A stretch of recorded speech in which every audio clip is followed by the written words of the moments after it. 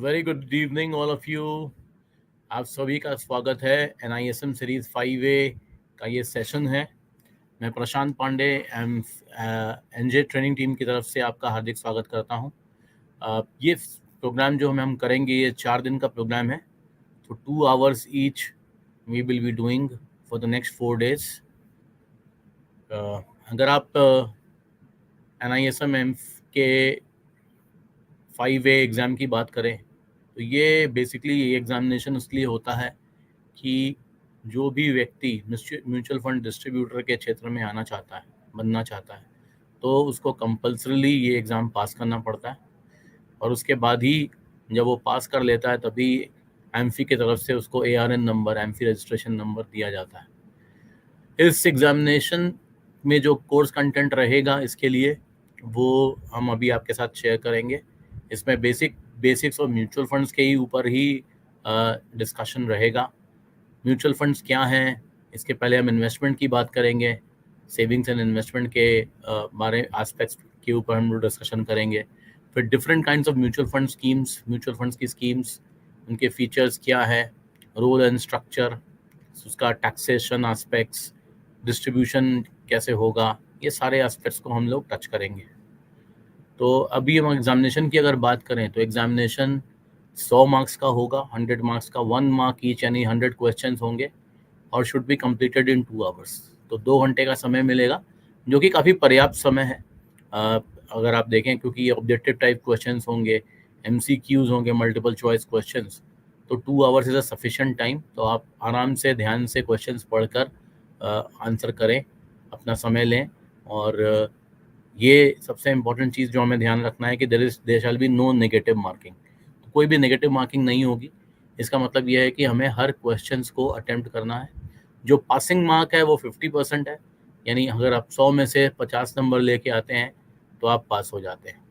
सो आपको पास कराने के उद्देश्य से ही ये सेशन कराए जा रहे हैं और आप ये 4 दिन का सेशन अटेंड करें। All the 4 days are important.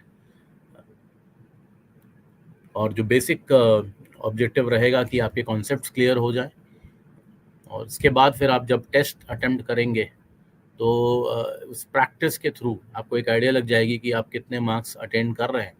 तो उसी अनुसार फिर आप आगे प्रैक्टिस करते जाएंगे और definitely I am very sure कि जब आप एक्चुअल एग्ज़ाम में बैठेंगे तो आप ज़रूर पास हो जाएंगे। सो इसमें टोटल 12 चैप्टर्स हैं, 12 चैप्टर हैं पूरे सिलेबस में। इन 12 चैप्टर को मैं कवर करूँगा अगले 4 दिनों के अंदर में। और जो सबसे ज़्यादा टाइम मैं लूँगा वो चैप्टर 1 और 2 में लूँगा, क्योंकि यहाँ पर हमें कॉन्सेप्ट को समझना बहुत ज़रूरी है। तो कॉन्सेप्ट की हम बात करेंगे और अगर आपको ये कॉन्सेप्ट फर्स्ट चैप्टर और सेकंड चैप्टर के क्लियर होंगे तो आगे की चीज़ें आपको और अच्छे से समझ में आएंगी।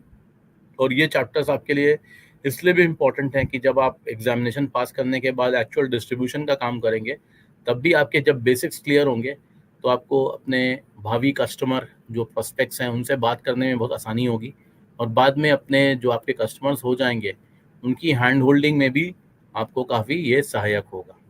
तो जो चैप्टर नंबर 1 है वो है इन्वेस्टमेंट लैंडस्केप। हम इन्वेस्टमेंट की बात करेंगे इसमें और किस प्रकार से हम इन्वेस्टमेंट करें। जब आप इस पॉइंट्स को क्लियर हो जाएंगे तो आप अपने इन्वेस्टमेंट को भी देख सकते हैं और अपने क्लाइंट्स के इन्वेस्टमेंट को भी आप देख सकते हैं। तो जब हम इन्वेस्टमेंट की बात करते हैं तो सबसे पहले जो हमें टर्म्स को समझना ज़रूरी है ना। तो मैं आपसे सभी से रिक्वेस्ट करूंगा कि यहाँ पर जो मैं चीज़ें बता रहा हूँ इसको मैं एक्सप्लेन करूँगा और तो आप लोग डायरी पेन के साथ बैठें ताकि जो भी कॉन्सेप्ट्स मैं आपको बताऊँगा यहाँ पर जो स्लाइड्स में दिखे रहेंगे वो हेडलाइंस होंगे और एक्सप्लेनेशन मैं करूँगा, आपको समझाऊँगा। तो वो वहाँ पर जो बातचीत करते समय जब आपको कुछ नए पॉइंट्स मिलेंगे तो उन पॉइंट्स को आप नोट करते जाएंगे तो आपके लिए काफ़ी यूज़फुल रहेगा। तो जो पहला कॉन्सेप्ट मैं आपके साथ डिस्कस करने जा रहा हूँ वो सेविंग वर्सेस इन्वेस्टमेंट करने जा रहा हूँ। तो सबसे पहले जो चीज़ हमें समझने की आवश्यकता है वो है सेविंग्स। सेविंग्स अगर नहीं है तो हम किसी भी तरह की personal financial planning, personal finance हम नहीं उसके ऊपर कुछ भी कर सकते क्योंकि सेविंग्स ही नहीं है। तो सेविंग्स एक बेसिक चीज़ है जो सबकी होनी चाहिए। अगर हम सेविंग नहीं करेंगे तो फिर हम अपनी फ्यूचर की फाइनेंशियल प्लानिंग नहीं कर पाएंगे। तो सेविंग का मतलब क्या होता है? अगर हम सेविंग की बात करें तो सेविंग एक बचत हम कह सकते हैं, और ये एक जो जनरल फॉर्मूला दिमाग में आता है सेविंग का, वो यही आता है कि जो हमारी इनकम होती है उसमें से जो भी हम खर्च कर लेते हैं तो जो बचता है वो सेविंग्स होता है। तो एक लेमैन, एक आम व्यक्ति यही सेविंग्स को समझता है कि बचत का मतलब यही है। लेकिन हमें इसको थोड़ा चेंज करना पड़ेगा, है ना। तो इस जो इक्वेशन की अगर हम बात करें कि savings is equal to income minus expenditure, तो इस इक्वेशन में सबसे बड़ी समस्या क्या है? सबसे बड़ी समस्या ये है कि जब हम सेविंग्स करने जाएंगे तो हो सकता है कई बार खर्चे हमारे ज़्यादा हो जाएं, या हम अपने इस खर्चे को ठीक से कंट्रोल नहीं कर पाएं, तो हमारी सेविंग्स हो ही ना। सो यहाँ पर एक ऐसा रिस्क रहेगा हमारे ऊपर कि हम सेविंग कभी नहीं भी कर पाएं। तो इस रिस्क से बचने के लिए हम इस इक्वेशन को चेंज करेंगे। इक्वेशन को चेंज करेंगे तो इक्वेशन क्या हो जाएगा कि अगर हम पहले सेविंग करें और बाद में स्पेंड करें, यानी पहले हमने बचत किया और बाद में हमने खर्च किया, तो फिर हमारे खर्चे सीमित हो जाएंगे, क्योंकि फिर हमारे पास पैसा बचेगा नहीं। जितना पैसा बचेगा उसी अनुसार हमारे खर्च सीमित हो जाएंगे। तो हम को इसी इक्वेशन पे काम करना है कि पहले हम सेव करें, उसके बाद हम इन्वेस्ट करें, और पहले हम सेव करें, इसके बाद खर्च करें, और जो सेव हमने किया है उस पर हमें ध्यान देना है कि हम उस पैसे को कहाँ इन्वेस्ट करें, है ना। क्योंकि खाली सेविंग से हमारा काम होगा नहीं। Just saving is not enough. Why saving is not enough? Because there is inflation. महंगाई है, महंगाई का एक दर है ना। सेविंग्स नॉर्मली अगर हम बात करते हैं तो हमने अपने पैसे को कहाँ रखा? या तो घर पे रखा, या तो हमने सेविंग्स अकाउंट में, अपने बैंक के सेविंग्स अकाउंट में डाल दिया। मान लीजिए आप बैंक के सेविंग्स अकाउंट में ही अपना पैसा रखते हैं, तो वहाँ पे आपको 3 से 4% का ब्याज मिलेगा, ओनली 3 to 4% ऑफ इंटरेस्ट। लेकिन अगर हम बात करें महंगाई की दर क्या है, तो एक एवरेज अगर हम कई सालों की महंगाई की दर लेके चले एक लंबे पीरियड की, तो हम देखेंगे कि जो महंगाई की दर है वो लगभग 6 to 7% है। यानी 6 से 7% की महंगाई है, और हम 3 से 4% अगर सेविंग अकाउंट से कमा रहे हैं, तो नेट हम लॉस में जा रहे हैं, यानी हमारा पैसा बढ़ने के बजाय घट रहा है। So that is the concept of real return and nominal return. So जो हमें एक्चुअली सेविंग पे ब्याज मिल रहा है वो नॉमिनल रिटर्न है, और जब उसमें से हम इन्फ्लेशन को माइनस कर देंगे तो वो रियल रिटर्न कहलाएगा। तो जो एग्जांपल मैंने अभी दिया कि अगर हम सेव करते हैं अपने पैसे को सेविंग्स अकाउंट में, और सेविंग्स अकाउंट से हमको 4% का ब्याज मिलता है, और अगर इन्फ्लेशन की दर 7% है, तो जो हमारा रियल रिटर्न है वो क्या हो जाएगा? 4 - 7 which is equal to -3%। So that is the concept कि रियल रिटर्न को हमें समझना है, और इसीलिए हमें इन्वेस्टमेंट करने की आवश्यकता है। अब इन्वेस्टमेंट से हम क्या समझते हैं? अगर हम आम भाषा में पूछें कि इन्वेस्टमेंट क्या होता है, तो हम कह सकते हैं कि इन्वेस्टमेंट मतलब अपने पैसे को काम पर लगाना, कि हमारा पैसा हमारे लिए कमा कर दे। अब ये कब पॉसिबल हो पाएगा?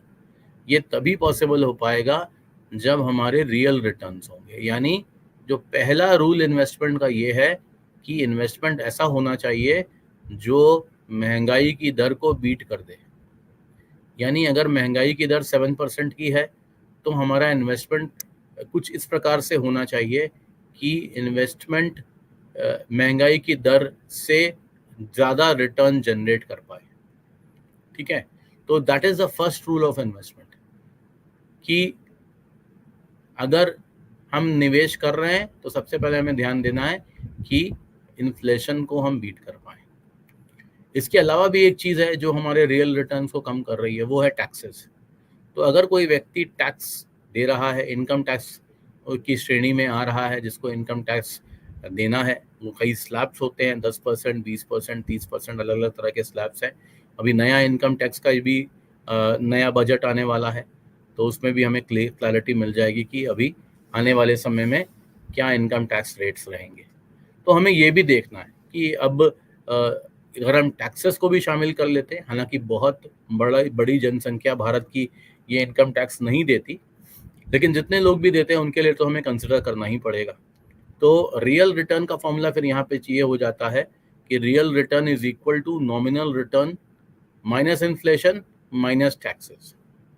सो अगर किसी ने ये सोचा कि एफडी में बेटर रिटर्न आ रहा है, 8% का रिटर्न आ रहा है और इन्फ्लेशन 7% है, तो अगर हम देखें कि एफडी के 8% रिटर्न में अगर कोई व्यक्ति 30% टैक्स ब्रैकेट में है, तो 2.4% तो उस इंटरेस्ट का वो टैक्स में ही दे रहा है। तो उसका जो रिटर्न आया नेट नेट टैक्सेस घटने के बाद वो कितना आया, 8.8% में से अगर हम 2.4% घटा दें तो वो आ जाता है 5.6%।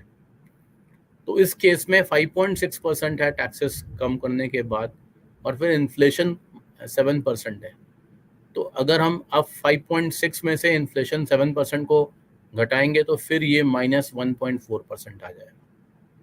तो ये अगेन एक नेगेटिव रियल रिटर्न क्रिएट कर रहा है।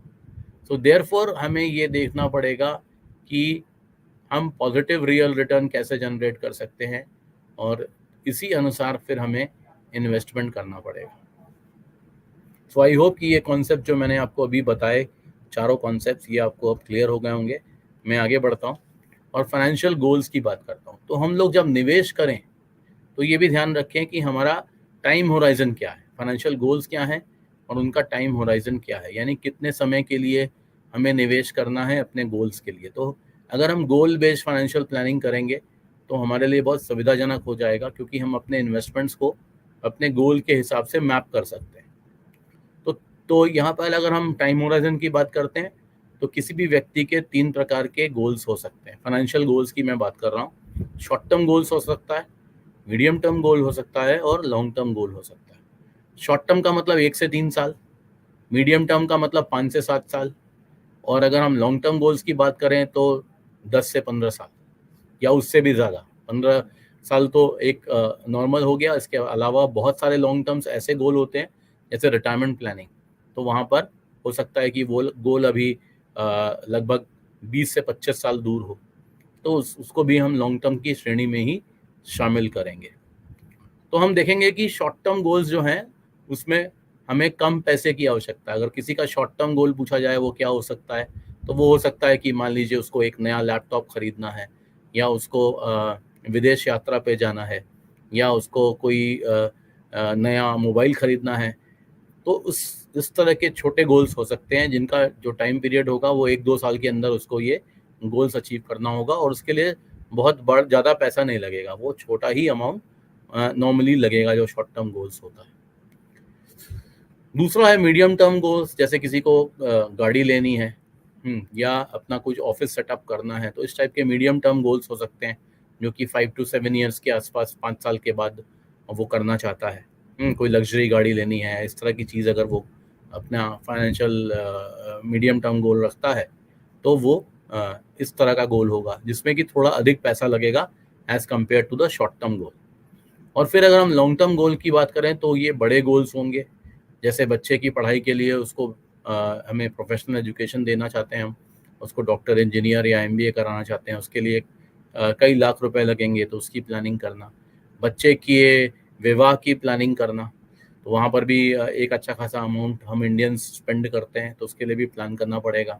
या सबसे बड़ी जो प्लानिंग मैंने आपको बताया था कि रिटायरमेंट प्लानिंग, कि जब एक ऐसा समय आएगा कि हम काम करना नहीं चाहेंगे, या हम उस एज ग्रुप में आ जाएंगे जो रिटायरमेंट का टाइम होता है। जैसे 60 साल हमारे भारत में हम रिटायरमेंट की एज लेके चलते हैं कि 60 ईयर्स में लोग रिटायर होते हैं। तो 60 ईयर्स के बाद जब हमारी इनकम बंद हो जाएगी तो क्या हमारे खर्चे भी बंद हो जाएंगे? शायद नहीं। तो हमारे खर्चे तो चलते ही रहेंगे। तो उसके लिए हमें प्लानिंग आज से करनी पड़ेगी कि जब हम रिटायर हों, जब हमारी इनकम बंद हो जाए, तो हमने उसके लिए क्या अपने लिए इंतज़ाम किया है। वो एक बहुत इम्पॉर्टेंट एस्पेक्ट है, जैसे रिटायरमेंट प्लानिंग कहते हैं, और ये एक काफ़ी लॉन्ग टर्म गोल मोस्टली लोगों के लिए हो सकता है, क्योंकि हमें ये रिटायरमेंट प्लानिंग शुरुआत में ही शुरू कर देनी चाहिए। जब भी हम अर्निंग फेज में आते हैं, तो कोई व्यक्ति 25 साल 30 साल का व्यक्ति है तो उसके पास काफ़ी टाइम होता है। उसके पास 30 से 35 साल हैं जिसमें वो रिटायरमेंट प्लानिंग कर सकता है और उसके लिए वो अलग से निवेश कर सकता है। अब ये हम देखें, हमने पहले तो ये डिस्कस किया कि फर्स्ट रूल ऑफ इन्वेस्टमेंट क्या है। पहला रूल इन्वेस्टमेंट का ये है कि हम इन्फ्लेशन को बीट करें। और अगर हम देखें कि क्या क्या एस्पेक्ट्स को हम कंसिडर करेंगे जब हम निवेश करेंगे, है ना, निवेश जब हम करेंगे तो क्या क्या एस्पेक्ट्स को कंसिडर करेंगे, क्योंकि हमें जो पहला उद्देश्य हमारा ये है कि हम इन्फ्लेशन को बीट करें, और फिर दूसरा उद्देश्य हमारा ये भी है कि हम अपने पैसे को प्रोटेक्ट भी करें। तो इसलिए सबसे इम्पोर्टेंट जो पहला एस्पेक्ट हो जाता है वो सेफ्टी है कि क्या हमारा निवेश ऐसा है जो हमारे मूलधन या प्रिंसिपल अमाउंट को सेफ रखेगा, है ना। इसीलिए बहुत सारे लोग जो है आज भी अपने पैसे को बैंक में ही रखना पसंद करते हैं, या सरकारी संस्थाएं जैसे पोस्ट ऑफिस है, LIC है, ऐसे जगहों पर पैसा रखते हैं कि उनको लगता है कि भाई सरकार पीछे है, सरकार का ये संस्थान है जिसमें हमारा पैसा सुरक्षित रहेगा। उनको रिटर्न से ज़्यादा सेफ्टी की चिंता होती है कि सेफ रहे मेरा पैसा, और इसीलिए मैक्सिमम लोग इस चीज़ पे ध्यान ज़्यादा देते हैं। फिर दूसरा है लिक्विडिटी, कि अगर हमें पैसे की आवश्यकता पड़े तो क्या वो पैसा मेरे लिए उपलब्ध होगा, यानी कितनी जल्दी हम अपने निवेश को कैश में कन्वर्ट कर सकते हैं। तो ये भी थोड़ा अमाउंट हमारे पास ऐसा होना चाहिए, हमारा निवेश ऐसा होना चाहिए कि कभी कोई इमरजेंसी आ जाए, कोई ऐसी तात्कालिक ज़रूरत आ जाए तो क्या हम अपने पैसे को निकाल सकते हैं। तो that is what you call as liquidity. फिर तीसरा और बहुत इंपॉर्टेंट फैक्टर रिटर्न्स है, कि हमारा पैसा कितना रिटर्न जनरेट करता है। अगर ये छोटा सा भी अंतर हो गया, 2-3% का भी अंतर हमने क्रिएट कर दिया लॉन्ग टर्म में, तो ये एक बहुत बड़ा अंतर हो सकता है ना। एक कॉर्पस जिसे हम कहते हैं कि जब हम लॉन्ग टर्म में अपने पैसे को निवेश करते जाते हैं तो हम एक कॉर्पस जनरेट करते हैं। तो अगर रिटर्न्स के परसेंटेज में थोड़ी कमी रह गई तो हो सकता है हम शॉर्टफॉल में आ जाएं, यानी जितना पैसे हमें ज़रूरत थी, जैसे मैंने आपको एग्जांपल दिया रिटायरमेंट प्लानिंग का, तो रिटायरमेंट प्लानिंग के लिए हमने एक निश्चित कॉर्पस डिसाइड किया कि भाई हमारे पास कितना अमाउंट हो जाए कि हम रिटायर हो जाएं और हमारे मरते दम तक हमारा पैसा ख़त्म भी ना हो। तो इसके लिए रिटर्न्स बहुत ज़रूरी है, कि रिटर्न्स अगर अच्छे जनरेट हम नहीं कर पाएंगे तो हम शॉर्टफॉल में आ सकते हैं। तो इसलिए रिटर्न्स को भी ध्यान देना ज़रूरी है। फिर नेक्स्ट एस्पेक्ट जो हम देखते हैं कि कन्वीनियंस का मतलब क्या है, कितना सहूलियत से हम निवेश कर सकते हैं। तो जैसे आजकल तो काफ़ी ज़्यादा कन्वीनियंस हो गई है, क्योंकि everything has come in the mobile, क्योंकि सब कुछ सारा निवेश जो है वो मोबाइल में ऐप्स के थ्रू हम कर सकते हैं, और इस वजह से कन्वीनियंस जो है वो काफ़ी बढ़ गई है आज के डेट में। तो इसको भी हम कंसिडर करते हैं। और नेक्स्ट जो कंसिडरेशन है निवेश के लिए वो है टिकट साइज़। तो हर व्यक्ति एक बड़ा टिकट साइज़ अफोर्ड नहीं कर सकता, है ना। अगर हम कहें कि भाई रियल एस्टेट में निवेश करना है, तो रियल एस्टेट में अगर हमें निवेश करना है तो हमारे पास एक बड़ा अमाउंट होना चाहिए, हाँ, कई लाख रुपए होने चाहिए, तभी जाके हम कोई फ्लैट ले पाएंगे, या कोई ज़मीन ले पाएंगे, या कोई शॉप ले पाएंगे, क्योंकि रियल एस्टेट काफ़ी महंगा होता है।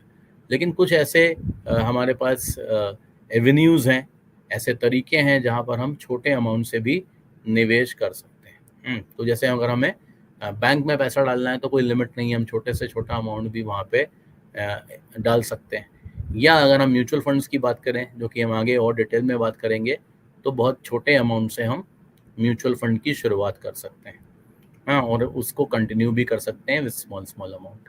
तो लमसम में 5,000, और अगर हम SIP करते हैं, जो कि आगे मैं बहुत विस्तार से डिस्कस करूँगा सिस्टमेटिक इन्वेस्टमेंट के बारे में, तो वहाँ मात्र 500 रुपये से नॉर्मली शुरुआत की जा सकती है। कुछ स्कीम्स में और भी कम अमाउंट है, बट हम 500 रुपये लेके चलते हैं, क्योंकि 500 से कम क्या निवेश अगर हम क्या करेंगे, तो उससे क्या रिटर्न जनरेट कर पाएंगे। तो ये minimum 500 per month is a very small amount, जो कि कोई भी अफोर्ड कर सकता है ना। तो एक वर्कर भी अफोर्ड कर सकता है, एक स्टूडेंट भी अफोर्ड कर सकता है।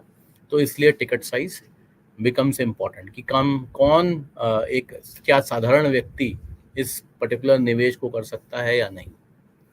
फिर नेक्स्ट है टैक्स इम्पैक्ट कि कितना टैक्स हमें का लाभ मिलेगा इस निवेश से, है ना। तो क्या ये लाभ अलग अलग तरीके से मिल सकता है। जैसे हम कह रहे हैं कि टैक्स का फ़ायदा हमें क्या मिलेगा अगर हम कोई निवेश करते हैं, तो क्या हमें कोई टैक्स की छूट मिलेगी। फिर दूसरा कि टैक्स का क्या इम्पैक्ट होगा जब अगर हम बीच में पैसा निकालते हैं, कुछ महीने के बाद या कुछ साल के बाद अगर हम पैसा निकालते हैं, तो क्या उस पर हमें टैक्स देना पड़ेगा या उस पर हमें कितना लोड देना पड़ेगा। ये सारी चीज़ें हमें देखनी पड़ेंगी। और अगर हम ये देखें कि जब फाइनली मैच्योरिटी आती है, तो मैच्योर जब मेरा पैसा होता है या फाइनली हम कुछ साल के बाद अपने पैसे को निकालना चाहते हैं, तो उस समय क्या टैक्स इम्पैक्ट आएगा। तो ये टैक्स के बारे में भी हम लोग आगे डिस्कस करेंगे with special reference to mutual funds. तो मैंने देखा कि ये सारे 6 चीज़ें बहुत इम्पॉर्टेंट हो जाती हैं जब भी हम कोई निवेश के बारे में सोचते हैं या निवेश का डिसीजन लेते हैं, तो ये सारी चीज़ें इम्पॉर्टेंट हो जाती हैं। इसमें आप देखिए जो टॉप 3 हैं, सेफ्टी, रिटर्न्स एंड लिक्विडिटी, ये सबसे ज़्यादा इम्पॉर्टेंट है। तो ये चीज़ों को कंसिडर करने के बाद ही हम निवेश करते हैं। अब सबसे बड़ा क्वेश्चन ये आता है, सबसे बड़ा सवाल ये आता है कि क्या अभी हम भारत देश में रहते हैं, तो क्या भारत में कोई ऐसा निवेश का विकल्प है जिसमें कि ये 6 चीज़ें मैक्सिमम मिलती हो, यानी एक ऐसा कोई निवेश हो जो एकदम सेफ हो, 100% सेफ हो, लिक्विडिटी उसमें बहुत ज़्यादा हो, कब जब चाहे तब पैसा मेरे हाथ में आ जाए, रिटर्न्स जो हैं वो सुपर्ब हों, सबसे ज़्यादा रिटर्न्स उसमें आते हों, कन्वीनियंस बहुत ही ज़्यादा हो, बहुत आराम से हम उसमें काम कर सकें, टिकट साइज मन मुताबिक हो, जितना बड़ा चाहें अमाउंट तो बड़ा डाल सकें, छोटा डालना चाहें तो छोटा डाल सकें, और टैक्स इम्पैक्ट जो है बिल्कुल भी ना हो कि हमें टैक्स देना ही ना पड़े। तो क्या कुछ ऐसा है? तो इसका आंसर ये है कि नहीं, ऐसा कोई भी निवेश इस तरह का नहीं है जिसमें सारी 6 चीज़ें 100% मिलती हैं। लेकिन हमको चाहिए ये 6 सारी चीज़ें, तो हमें क्या करना पड़ेगा कि हमें ये सेफ्टी भी को भी ध्यान रखना है, लिक्विडिटी को भी ध्यान रखना है, रिटर्न्स को भी ध्यान रखना है, कन्वीनियंस को भी ध्यान रखना है, टिकट साइज को भी ध्यान रखना है और टैक्स इम्पैक्ट को भी ध्यान रखना है। तो अगर हमें ये 6 चीज़ें चाहिए तो हमें क्या करना पड़ेगा, अपने पैसे को किसी एक जगह पे नहीं लगाना होगा, हमें अपने पैसे को अलग अलग जगह पर डाइवर्सिफाई करना पड़ेगा। इसको हम बोलते हैं डाइवर्सिफिकेशन। तो our investment should be diversified. मतलब इन्वेस्टमेंट का एक रूल है, एक रूल तो मैंने आपको बताया, पहला रूल तो मैंने आपको बताया कि इन्फ्लेशन को बीट करना, ये पहला रूल है। सेकंड रूल क्या है, never put all your eggs in one basket. यानी अगर आपके पास 100 अंडे हैं तो 100 अंडे को आपको एक ही जगह नहीं रखना है, उसको आपको अलग अलग जगह रखना है। यानी एक टोकरी में नहीं डालना है, 10 टोकरी में डालना है, ताकि अगर एक टोकरी टूट भी जाए तो 9 बचेगी। तो इसे हम कहते हैं डाइवर्सिफिकेशन, कि हम अपने पैसे को ऐसा इन्वेस्ट करें कि हमें ये 6 चीज़ें मिलें, और जब भी हमें जिसकी ज़रूरत हो उसके हिसाब से फिर हम उसके ऊपर कार्य करें। तो that can be only achieved when we diversify our investment. Diversification को दूसरे शब्दों में हम कहते हैं असेट एलोकेशन, कि हम अपने असेट्स को, यानी असेट्स का मतलब क्या हुआ, ऐसा इन्वेस्टमेंट जो हमें कमा के देगा, उसको हम असेट बोलेंगे। तो हम अपने असेट्स को अलग अलग जगह पर एलोकेट करें, अलग अलग असेट क्लास में पैसा डालें। जैसे असेट क्लास हो गया, इक्विटी है एक असेट क्लास है, डेट एक अलग एसेट क्लास है, कमोडिटीज लाइक गोल्ड एक एसेट क्लास है, एक अलग एसेट क्लास है। तो अपने पैसे को हमने अलग अलग जगह पर डाला ताकि हमें ये सारी जो चीज़ें हैं हमें चाहिए इन्वेस्ट अपने निवेश में, वो हमें मिल सके। अगर हम एसेट्स की बात करें, अब एसेट्स जो उपलब्ध हैं हमारे सामने जो इसमें हम निवेश करेंगे, उनको हम कैसे क्लासिफाई कर सकते हैं। हाँ, तो ये एग्जामिनेशन पॉइंट से भी ज़रूरी है कि ये हमें पता हो कि एसेट्स के क्या क्लासिफिकेशंस हैं। तो पहला क्लासिफिकेशन जो हमारे सामने दिख रहा है वो है physical assets versus financial assets. तो इनमें क्या डिफरेंस है। तो फिजिकल एसेट्स कौन से होते हैं, जिनको हम छू सकते हैं, अपने हाथ में ले सकते हैं, उसको हम देख सकते हैं, टेंजिबल एसेट्स होते हैं, है ना। जैसे रियल एस्टेट, जो लैंड है या बिल्डिंग है या फ्लैट है, उसको हम लोग अपने आँख से देख सकते हैं, उसको फिजिकली हम एग्जामिन कर सकते हैं।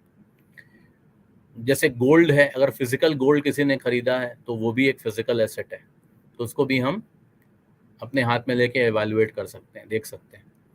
वर्सेस फाइनेंशियल एसेट्स, तो फिजिकल एसेट्स तो ये हो गया। फाइनेंशियल एसेट्स कौन से होते हैं? जिनमें अपना इंट्रिंसिक कोई वैल्यू नहीं है ना, तो वो एक इलेक्ट्रॉनिक फॉर्म में है या पेपर फॉर्म में है, तो उस पेपर की कोई वैल्यू नहीं है, बट उसके अंदर जो यूनिट्स हैं या शेयर्स हैं उसकी वैल्यू है।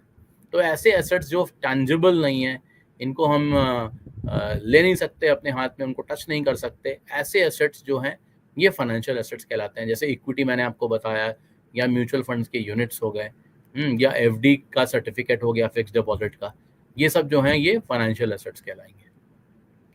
फिर जो दूसरा क्लासिफिकेशन है, consumption versus non consumption assets. ऐसे एसेट्स जिनको हम लिए हैं हमने, इनका प्राइस भी बढ़ रहा है, उनका कैपिटल एप्रिसिएशन भी हो रहा है, साथ में हम उसको यूज भी कर रहे हैं। जैसे अगर किसी लेडी ने, किसी महिला ने अगर सोने का जेवर खरीदा, तो वो सोने के जेवर को पहन भी रही है, वो अलग अलग फंक्शंस में उसको पहन के जा रही है, लेकिन वो क्योंकि वो सोने का बना हुआ है इसलिए सोने का अप्रिसिएशन भी हो रहा है, यानी उसके प्राइस भी बढ़ रहा है।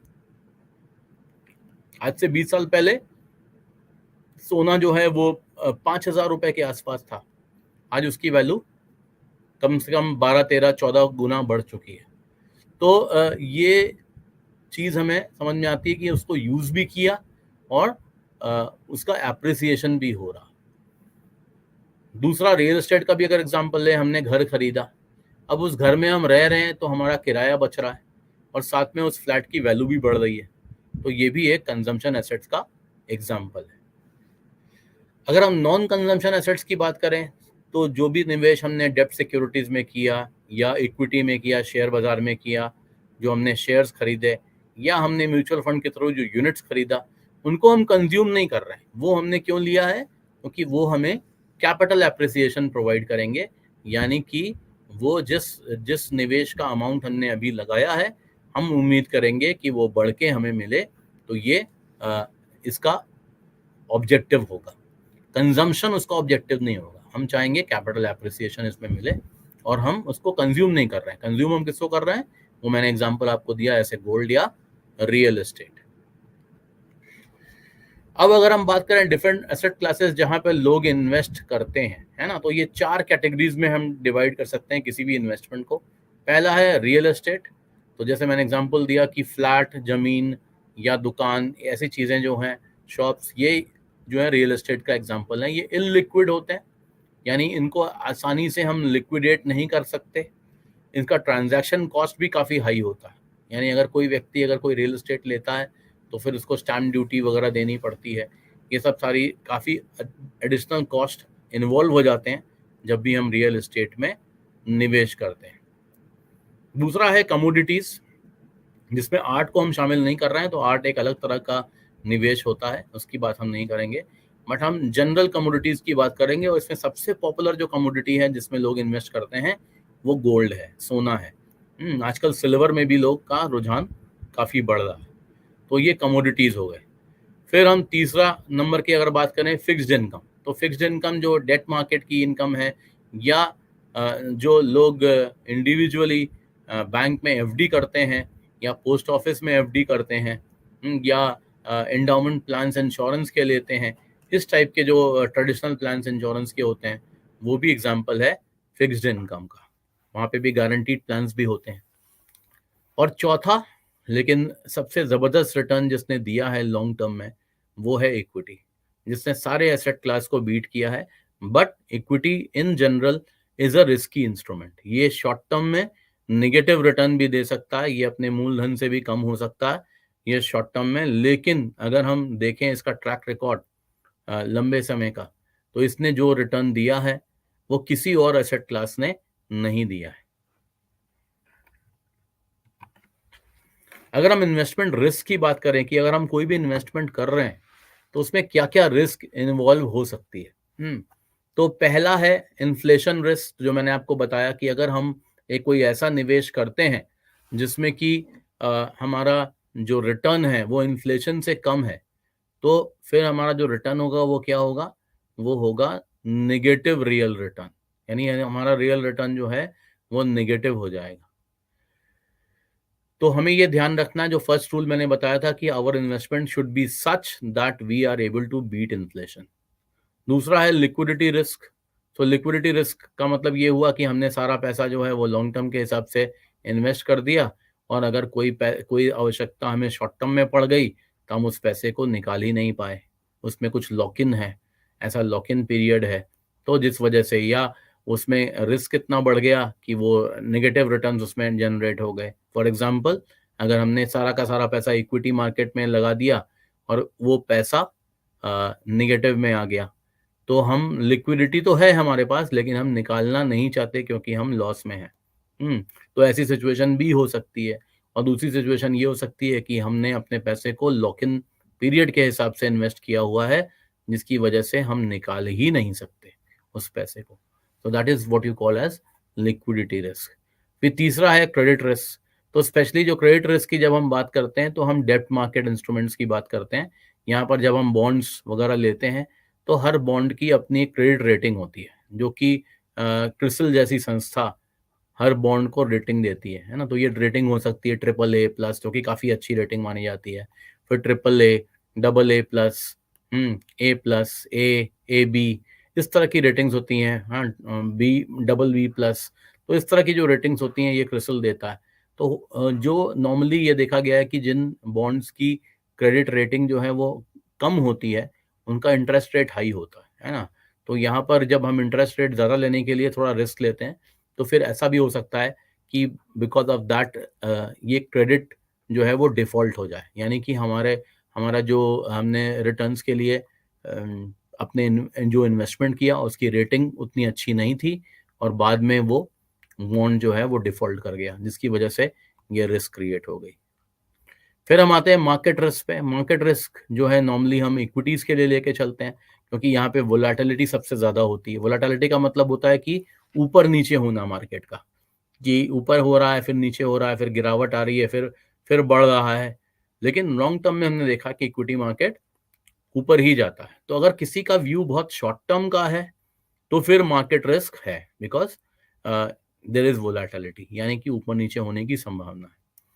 तो अगर किसी का निवेश का होराइजन सिर्फ 1 साल का है या छोटा दृष्टिकोण है, कम समय के लिए वो इन्वेस्ट करना चाहता है, तो यहाँ पर मार्केट रिस्क बहुत ज़्यादा होता है। तो मार्केट रिस्क को अगर हमें कम करना है तो हमें ध्यान रखना है कि हम अपने निवेश को थोड़ा लंबे समय के लिए रखें, अपने निवेश को डाइवर्सिफाई करें, अलग-अलग क्षेत्रों में पैसे को डालें, और सिस्टमैटिकली करें। जब सिस्टमैटिकली आपसे हम बाद में डिस्कस करेंगे कि धीरे-धीरे पैसा हम मंथली बेसिस पे नॉर्मली लोग लगाते हैं, सिस्टमैटिक इन्वेस्टमेंट करते हैं, तो उनका पैसा अलग-अलग मार्केट के स्तर पे जब लगता है तो उनको रुपी कॉस्ट एवरेजिंग का फ़ायदा मिलता है। तो that is what you call as market risk. तो मार्केट रिस्क जो है ज़रूर है, लेकिन लॉन्ग टर्म में जैसे हम जाएँगे तो ये मार्केट रिस्क इवन आउट हो जाता है। Then coming to number 5, that is interest rate risk. अगर हम इंटरेस्ट रेट रिस्क की बात करें तो अगेन ये इंटरेस्ट रेट रिस्क जो है ये डेट मार्केट में एप्लीकेबल है। और नॉर्मली जब बॉन्ड्स एक पर्टिकुलर इंटरेस्ट रेट पे चल रहे होते हैं और नए बॉन्ड्स आते हैं अगर, और वो बाजार में थोड़ा हायर इंटरेस्ट लेके जाते हैं, तो एग्जिस्टिंग बॉन्ड्स के रेट कम हो जाते हैं। तो ये खतरा रहता है कि अगर एग्जिस्टिंग बॉन्ड्स में एक पर्टिकुलर रेट ऑफ इंटरेस्ट हमें मिल रहा है और नए बॉन्ड्स पे हायर रेट ऑफ इंटरेस्ट मिलने लगा, तो एग्जिस्टिंग बॉन्ड्स पे ये कम हो जाता है। यानी कि ये कहने का मतलब ये है कि इसका एक ऐसा सिनारियो होता है जिसमें कि इंटरेस्ट रेट जो है वो नए बॉन्ड के हिसाब से डिपेंड करता है, और जितना लंबा समय का हमारा बॉन्ड होगा उस पे ये उतना ज़्यादा असर करेगा। तो longer the duration, the more will be the risk involved. जितना छोटे ड्यूरेशन होगा उतना कम इसका इम्पैक्ट पड़ेगा। फिर अगर हम रिस्क मैनेजमेंट स्ट्रेटजीज की बात करें कि हम रिस्क को कैसे मैनेज कर सकते हैं, ये 5 तरह की रिस्क हमने डिस्कस किया। तो इसमें रिस्क अवॉइडेंस है, यानी हम रिस्क ले ही ना। और ज़्यादातर बहुत सारे निवेशक ऐसा ही करते हैं कि वो रिस्क लेते ही नहीं है। वो बहुत कम इंटरेस्ट रेट में संतुष्ट हो जाते हैं, भले ही उनको कॉन्सेप्ट पता ही नहीं है कि रियल रिटर्न का भी नाम का भी कोई कॉन्सेप्ट होता है। वो सोचते हैं 5-6% आ रहा है, चलो ठीक है, हमारा पैसा सेफ है, हमें रिस्क नहीं लेना।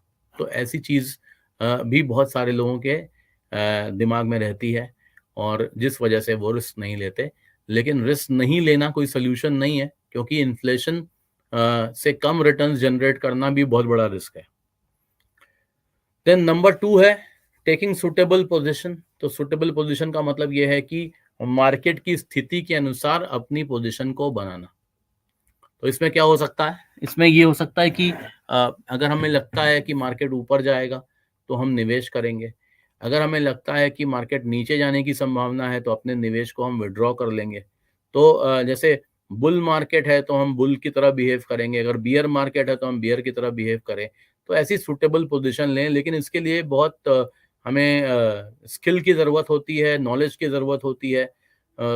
उस पर्टिकुलर क्षेत्र में जहाँ हम निवेश किए हैं वो किस प्रकार से काम करता है, इसकी अच्छी नॉलेज होनी चाहिए, उसको ट्रैक करना पड़ता है, उसके लिए समय देना पड़ेगा। तो that is also may not be possible for everybody to do it, कि सब लोग ऐसा करें, सुटेबल पोजीशन लेते जाएं, ये हर किसी के लिए वो सक्षम नहीं होंगे। फिर नंबर 3 जो कि सब कोई कर सकता है और सबसे अच्छा तरीका होता है रिस्क मैनेजमेंट का, वो है डाइवर्सिफिकेशन। यानी जो मैंने आपको पहले बताया था कि अपने पैसे को अलग अलग क्षेत्र में हम निवेश करें, तो इससे क्या होगा, रिस्क कम हो जाएगी। यानी और उससे हमें जो इन्वेस्टमेंट हम कर रहे हैं और जिसमें जिन चीज़ों का हम ध्यान रखते हैं वो सारी चीज़ें हमें मिल भी पाएंगी। जैसे हम रिटर्न्स भी चाहते हैं, हम चाहते हैं सेफ्टी भी रहे, हम चाहते हैं कि लिक्विडिटी भी रहे, टैक्स एफिशिएंसी भी रहे, कन्वीनियंस भी रहे। तो ये सारी चीज़ों को अगर हमें चाहिए तो फिर हमें क्या करना पड़ेगा, डाइवर्सिफिकेशन करना पड़ेगा, अपने पैसे को अलग अलग एसेट क्लास में एलोकेट करना पड़ेगा, जिससे भी हमारा रिस्क काफ़ी कम हो जाएगा। अब हम डिफरेंट इन्वेस्टमेंट बायसेस की बात करते हैं, है ना। तो इसमें कई सारे जो बायसेस आपके सामने दिख रहे हैं, यहाँ पे 7 बायसेस दिख रहे हैं, और इसमें से कई एग्जामिनेशन पॉइंट ऑफ व्यू से भी इम्पोर्टेंट है। मैं आपको बताऊंगा कि कौन से बायसेस ज़्यादातर एग्जाम्स में आते हैं, आप जिसके लिए आप तैयार रहिए, है ना। तो पहला बायस है अवेलेबिलिटी ह्यूरिस्टिक, कि हमारे सामने क्या चीज़ अवेलेबल है हम उसी में निवेश कर देते हैं, है ना। तो रोज़ हम जिन चीज़ों को देख रहे हैं और जो हमको अवेलेबल समझ आ रहा है, ये जो अवेलेबिलिटी ह्यूरिस्टिक एक तरह का बायस ऐसे लोगों के लिए है जो अपने पुराने एग्जाम्पल्स एंड एक्सपीरियंस के हिसाब से इन्वेस्ट करें। कि मैंने देखा है कि मेरे पिताजी हमेशा पोस्ट ऑफिस में निवेश करते रहे, बैंक में निवेश करते रहे, तो मैं भी वहीं पर निवेश करूंगा, है ना।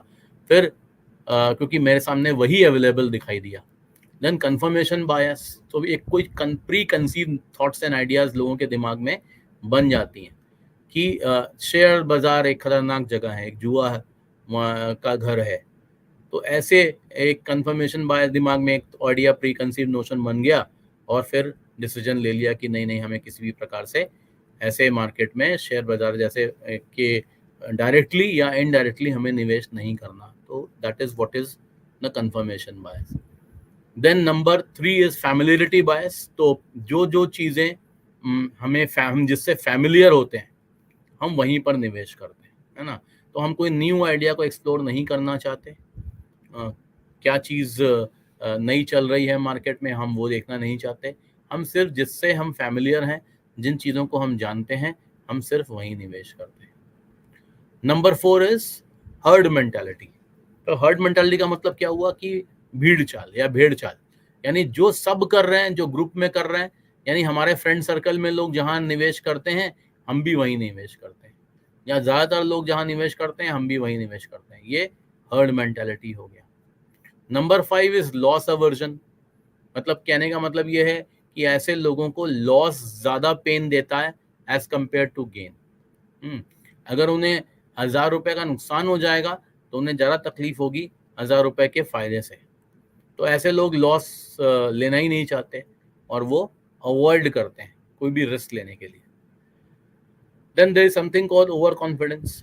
तो ऐसे ओवर कॉन्फिडेंट लोग होते हैं और ये सोचते हैं कि हम बहुत जानकार हैं, हमें बहुत नॉलेज है, और वो फिर ट्रेडिंग करने लगते हैं, तो ट्रेडिंग में उतर जाते हैं। तो ये स्टॉक बाजार को आज खरीद रहे हैं, कल बेच रहे हैं, ऐसी चीज़ों में आ जाते हैं और बहुत कॉन्फिडेंट हो जाते हैं। अगर 2-4 ट्रेड उनके सही हो जाते हैं तो फिर वो ज़्यादा रिस्क लेने लगते हैं और फिर अल्टीमेटली उनको नुकसान होना शुरू हो जाता है।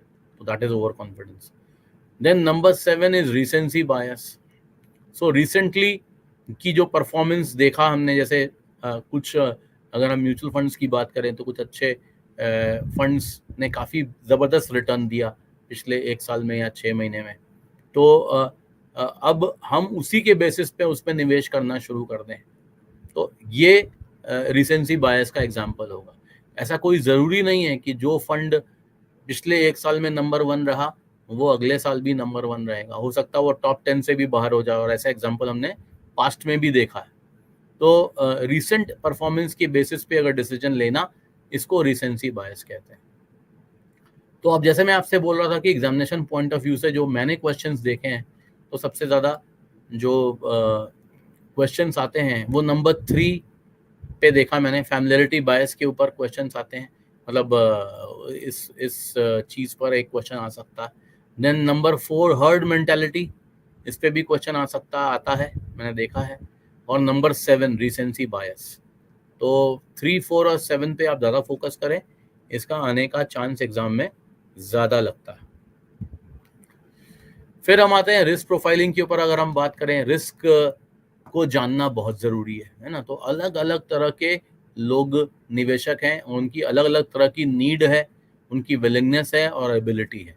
यानी रिस्क लेना, एक तो पहली चीज़ है रिस्क लेने की आवश्यकता है क्या, पहली चीज़ तो वो देखना पड़ेगा। दूसरी चीज़ है कि विलिंगनेस है क्या, अगर वो आवश्यकता है भी तो क्या लेना चाहते हैं या नहीं लेना चाहते। और तीसरी चीज़ है उनकी क्षमता है कि नहीं रिस्क लेने की। तो इन चीज़ों को हमें ध्यान में रखना है, तभी कोई निवेश किसी को सजेशन देना है। रिस्क और एज का एक बहुत इंपॉर्टेंट फैक्टर है कि जैसे जैसे हमारी एज बढ़ती जाती है, हमारी रिस्क लेने की क्षमता कम होती जाती है।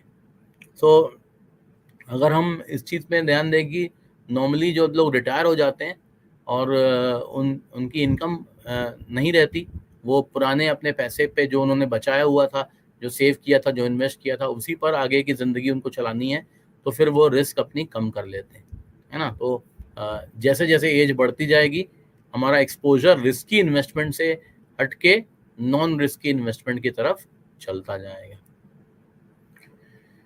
तो अब डिपेंडिंग अपॉन कि किसी की रिस्क लेने की क्या क्षमता है, एबिलिटी है, विलिंगनेस है, उसके अनुसार से हम अलग अलग इन्वेस्टर्स को क्लासीफाई कर सकते हैं। तो जो अधिक रिस्क ले सकते हैं इन्वेस्टर्स, वो कहलाएंगे अग्रेसिव इन्वेस्टर्स। यानी अग्रेसिव इन्वेस्टर्स वो इन्वेस्टर्स होंगे जिनका एक्सपोजर इक्विटी मार्केट की तरफ थोड़ा ज़्यादा होगा, है ना। इक्विटी मार्केट की कैरेक्टरिस्टिक क्या है? High risk high returns. तो रिस्क हाई है लेकिन रिटर्न्स की भी ज़्यादा संभावना है इक्विटी मार्केट में। तो ऐसे इन्वेस्टर्स जो ज़्यादा रिस्क ले सकते हैं, अच्छे ज़्यादा रिटर्न्स के की चाहत में, वो अग्रेसिव इन्वेस्टर्स कहलाते हैं। फिर दूसरे हैं मॉडरेट इन्वेस्टर्स। ऐसे इन्वेस्टर्स जो कि बहुत ज़्यादा रिस्क नहीं लेना चाहते लेकिन थोड़ा रिस्क लेना चाहते हैं, है ना। एक बैलेंस पोर्टफोलियो उनका चाहते हैं, जिसमें कि रिस्क भी मैनेज हो और रिटर्न्स भी मैनेज हो जाए। जैसे फॉर एग्जांपल एक म्यूचुअल फंड आता है बैलेंस एडवांटेज फंड, तो ये बैलेंस टाइप का फंड है।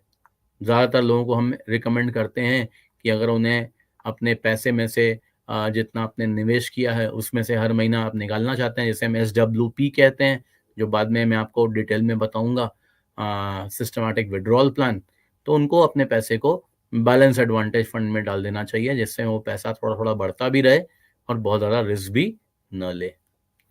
लेकिन तीसरे तरह के निवेशक होते हैं, वो बहुत ही कम रिस्क लेना चाहते हैं, बहुत कंजर्वेटिव होते हैं इन्वेस्टर्स।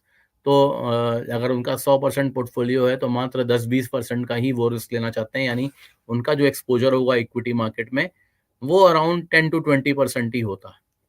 तो ऐसे निवेशक जो अपना मैक्सिमम पैसा यानी 80% तक का पैसा डेब्ट सिक्योरिटीज में या सेफ इन्वेस्टमेंट में रखना चाहते हैं या रखते हैं, वो कंजर्वेटिव इन्वेस्टर्स कहलाते हैं। So we have 3 types of investor categories in terms of risk taking ability and willingness and need. तो ये चीज को ध्यान में रख के ही हमें कोई भी निवेश के लिए सजेशन देना चाहिए।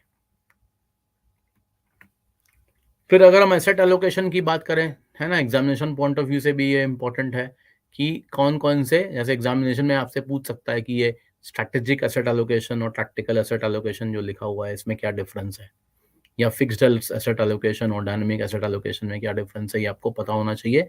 इसके ऊपर बेस करके क्वेश्चंस आ सकते हैं। तो अगर हम स्ट्रैटेजिक एसेट एलोकेशन की बात करें, यानी एक एसेट एलोकेशन हमने ऐसा बनाया जिसमें हम डिफरेंट एसेट क्लास में निवेश करेंगे, लेकिन स्ट्रैटेजिक पॉइंट ऑफ व्यू से करेंगे। अब ये स्ट्रैटेजिक पॉइंट ऑफ व्यू क्या होता है? लॉन्ग टर्म स्ट्रैटेजी जो भी बनती है वो लॉन्ग टर्म के लिए बनती है। So that is what you call as strategic asset allocation. That is for the long term investment that we are doing. ठीक है।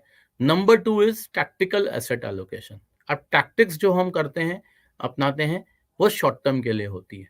तो जब मार्केट में थोड़ी गिरावट आ रही है या मार्केट ऊपर की तरफ जा रहा है तो हमारा एसेट एलोकेशन कैसा होना चाहिए?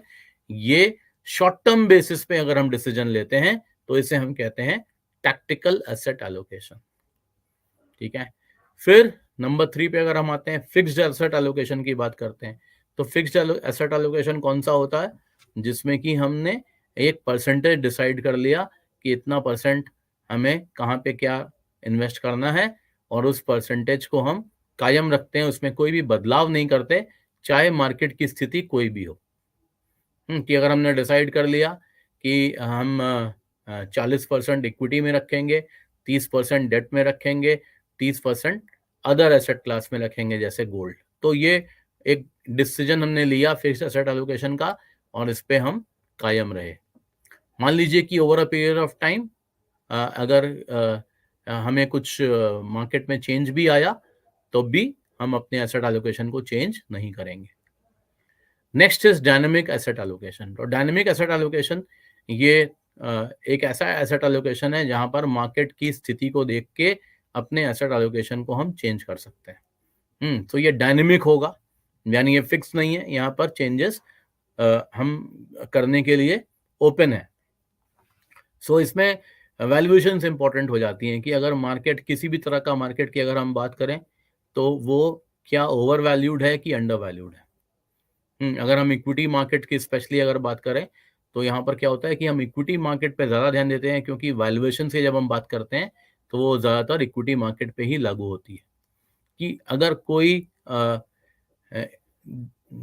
मार्केट ओवर वैल्यूड है, मतलब क्या हुआ, वहाँ पर गिरने की ज़्यादा संभावना लग रही है, तो हम क्या करेंगे, वहाँ की पोजीशन को थोड़ी हल्की करके दूसरे मार्केट में पैसा डाल देंगे। जैसे अगर हमें लगता है कि बहुत ज़्यादा बढ़ा हुआ है निफ्टी या सेंसेक्स और उसकी जो वैल्यूएशंस है वो काफ़ी हाई है, वो वैल्यूएशंस कैसे निकालेंगे वो हम आपको आगे बताएंगे, तो प्राइस अर्निंग रेशियोज वगैरह होंगे। तो हम क्या करेंगे, इक्विटी में से पैसा निकाल कर फिर डेप्ट में डाल देंगे। So that is what you call as dynamic asset allocation. ठीक है। So that ends our chapter number 1। तो जो इन्वेस्टमेंट लैंडस्केप की हमने बात की थी वो मैंने अभी कवर कर लिया है, और अब हम आते हैं चैप्टर नंबर 2 पे, वो है concept and role of mutual funds. तो जो पहला चैप्टर था वो काफी जनरल था नेचर में, हमने अलग अलग तरह के निवेश की बात की थी। अब हम स्पेसिफिकली म्यूचुअल फंड्स के ऊपर आ जाएंगे और म्यूचुअल फंड्स की बात करेंगे। तो म्यूचुअल फंड क्या है? Basically it is a professionally managed vehicle, एक प्रोफेशनली मैनेज व्हीकल है, यानी कि अगर हम बोले तो म्यूचुअल फंड कोई एसेट क्लास नहीं है। म्यूचुअल फंड एक ऐसा जरिया है, एक ऐसी व्हीकल है जिसके थ्रू हम अलग अलग एसेट क्लास में निवेश करेंगे। स्वयं म्यूचुअल फंड कोई एसेट क्लास नहीं है। दूसरी चीज, इसमें इकोनॉमीज ऑफ स्केल होगी।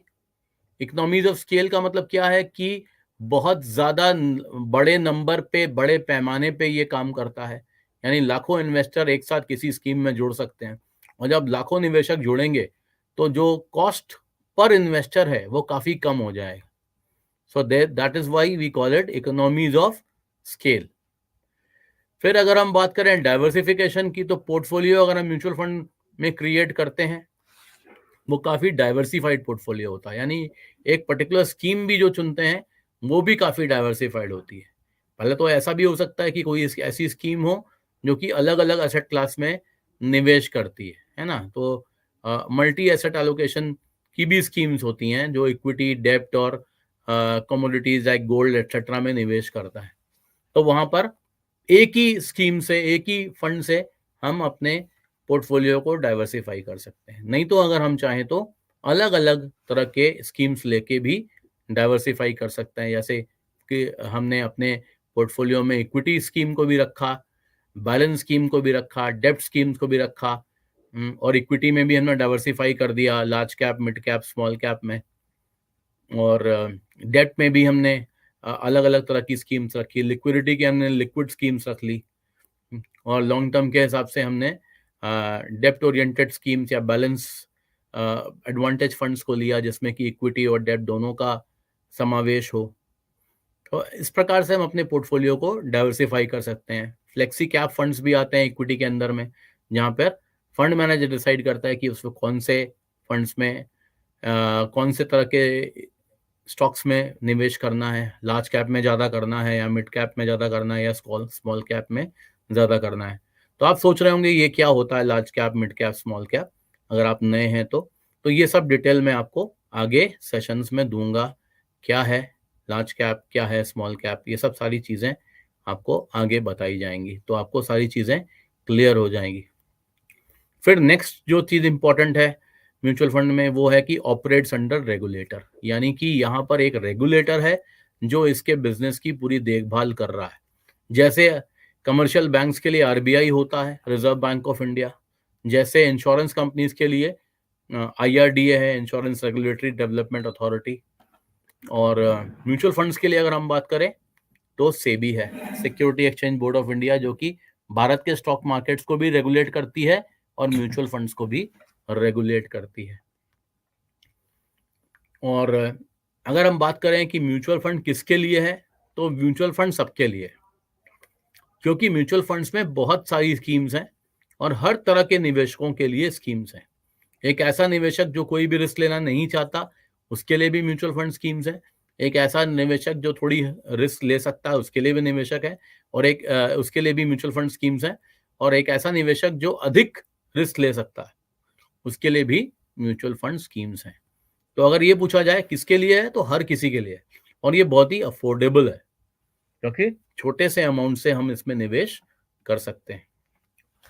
तो अब अगर हम इसके रोल की बात करें तो ये इन्वेस्टमेंट व्हीकल है फॉर इन्वेस्टर्स। तो बहुत अच्छा एक तरीका है कि हम एक छोटे से पैसे से भी अपने एक पोर्टफोलियो क्रिएट कर सकते हैं जो कि एक डाइवर्सिफाइड पोर्टफोलियो होगा। तो ये एक ऐसा जरिया है, एक ऐसी व्हीकल है जो अलग अलग एसेट क्लास में हमको निवेश करने का मौका देती है। दूसरी चीज, it's also helps in growth of financial markets. तो अगर फाइनेंशियल मार्केट्स की बात करें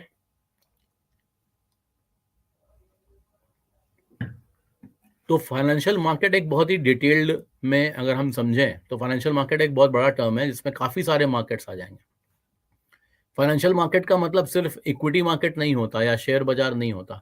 फाइनेंशियल मार्केट को अगर हम क्लासिफाई करें तो फाइनेंशियल मार्केट को we can classify as money market and डेब्ट मार्केट।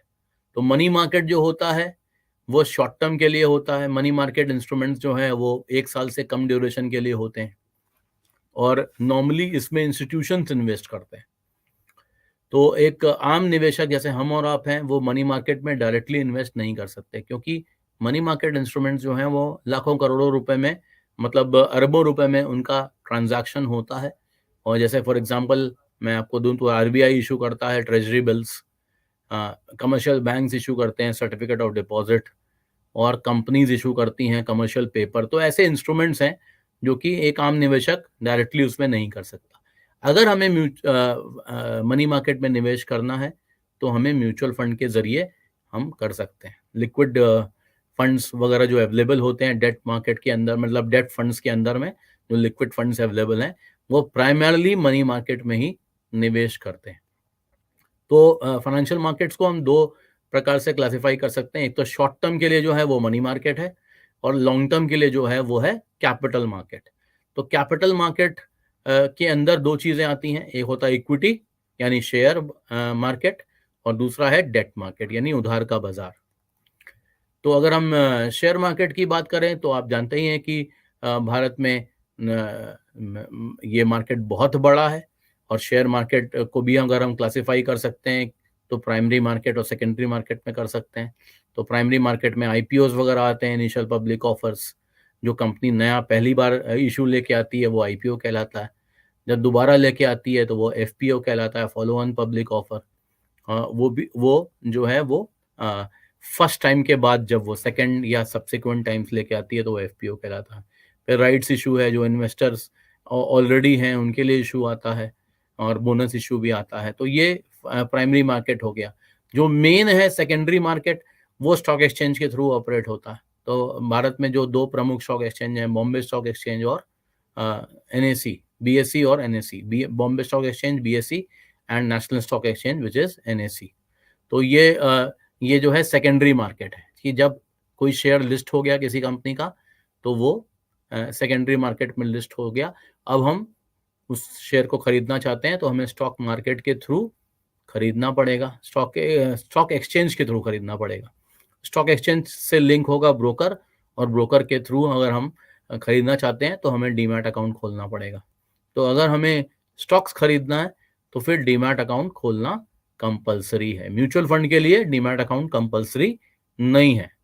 तो डीमैट अकाउंट कहाँ खोलेगा? तो भारत में दो डिपॉजिटरीज हैं जहां पर यह डीमैट अकाउंट खोलता है, CDSL central depository services limited, और दूसरा है NSDL national securities depository limited.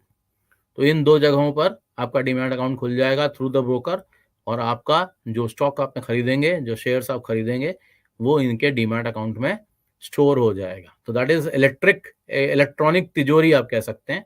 एक इलेक्ट्रॉनिक तिजोरी है डीमैट अकाउंट, जहां पे आपकी सिक्योरिटीज, स्टॉक्स वगैरह डीमैटराइज फॉर्म में एक इलेक्ट्रॉनिक फॉर्म में अवेलेबल हो जाते हैं। तो इस प्रकार से ये स्टॉक मार्केट की बात हो गई। अब हम आते हैं दूसरा, डेट मार्केट। तो डेट मार्केट क्या है? उधार का बाजार। तो यहाँ पर कौन कौन से प्लेयर्स रहते हैं? तो नॉर्मली अगर हम बात करें तो बॉन्ड्स हैं यहाँ पे। तो बॉन्ड्स में हम निवेश करते हैं, तो ये अलग अलग तरह के बॉन्ड्स हो सकते हैं, जैसे आरबीआई के बॉन्ड्स हैं, कॉर्पोरेट बॉन्ड्स हैं। उसके अलावा अगर हम बात करें तो गवर्नमेंट सिक्योरिटीज हैं, जी सेक जिसे हम कहते हैं। तो गवर्नमेंट सिक्योरिटीज में हम निवेश कर सकते हैं only through mutual funds. Again government securities में भी आम निवेशक डायरेक्टली निवेश नहीं कर सकता। और जो स्पेशल म्यूचुअल फंड्स हैं जो गवर्नमेंट सिक्योरिटीज में निवेश करते हैं वो गिल्ट फंड्स कहलाते हैं, गिल्ट फंड्स। तो ये भी एग्जाम में क्वेश्चन आ सकता है, गिल्ट फंड्स क्या होते हैं? तो जो म्यूचुअल फंड्स गवर्नमेंट सिक्योरिटीज में प्राइमरली निवेश करते हैं उन्हें हम गिल्ट फंड्स कहते हैं।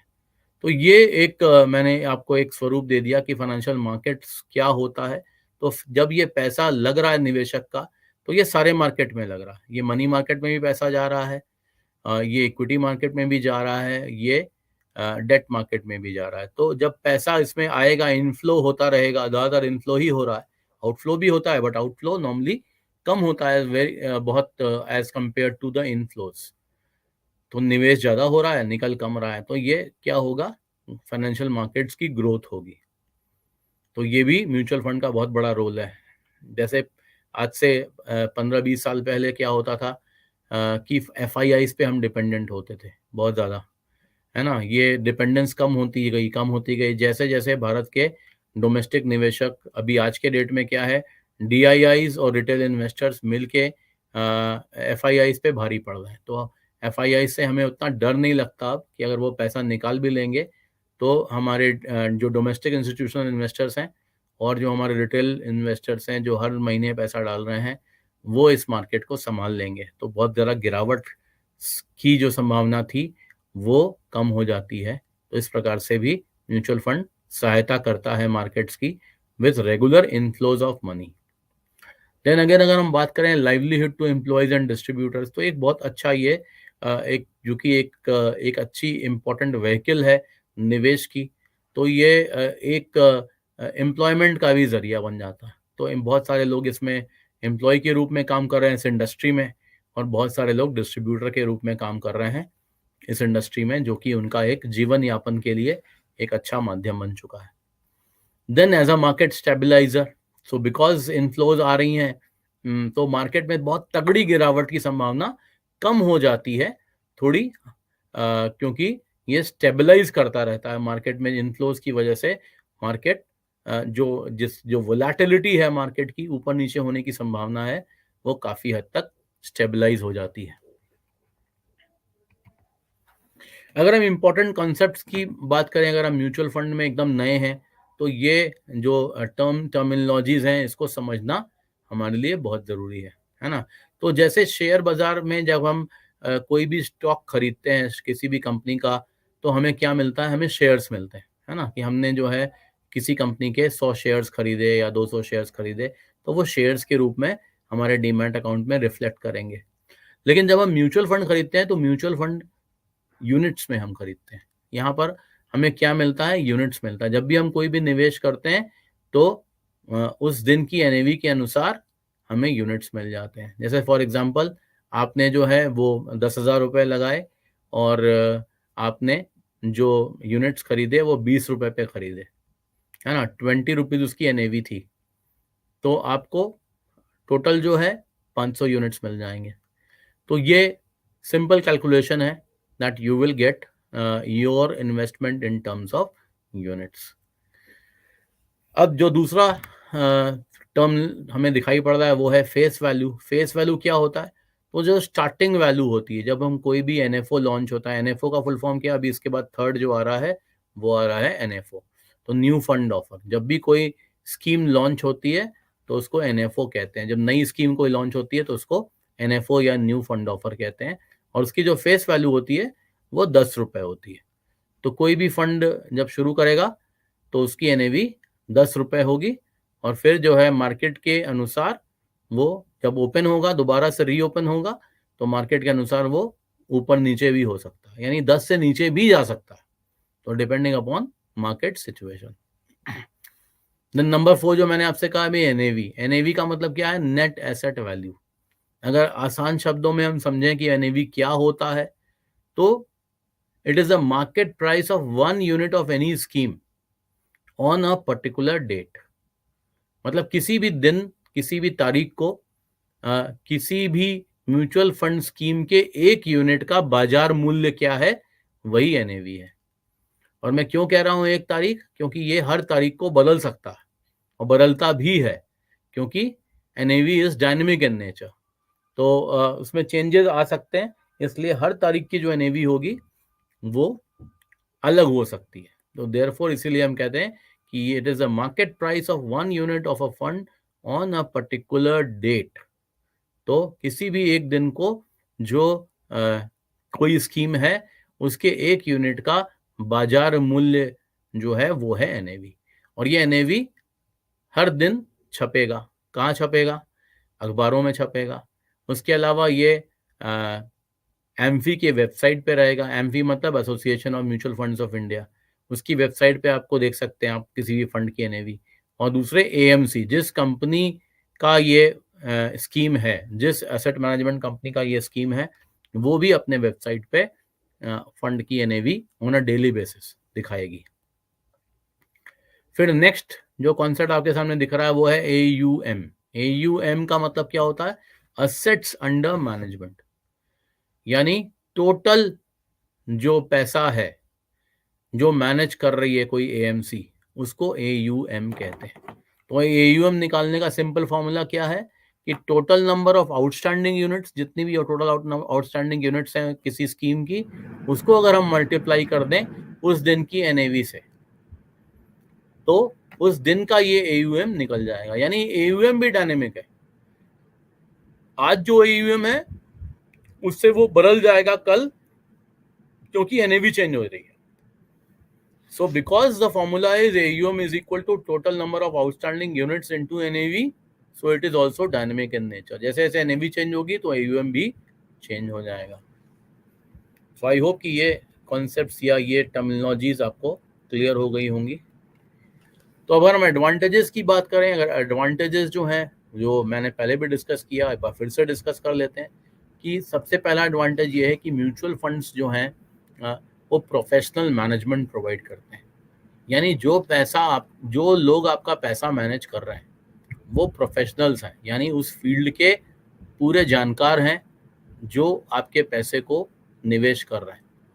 और ये ऐसे लोग हैं जो काफ़ी एक्सपीरियंस्ड हैं, इनको अनुभव है इस चीज़ का काम करने का, और एक्सपर्टीज़ है, उनको नॉलेज है, उनको एक्सपर्टीज़ है, एक्सपर्ट हैं वो उस फील्ड के, और फुल टाइम इसी काम में लगे हुए हैं।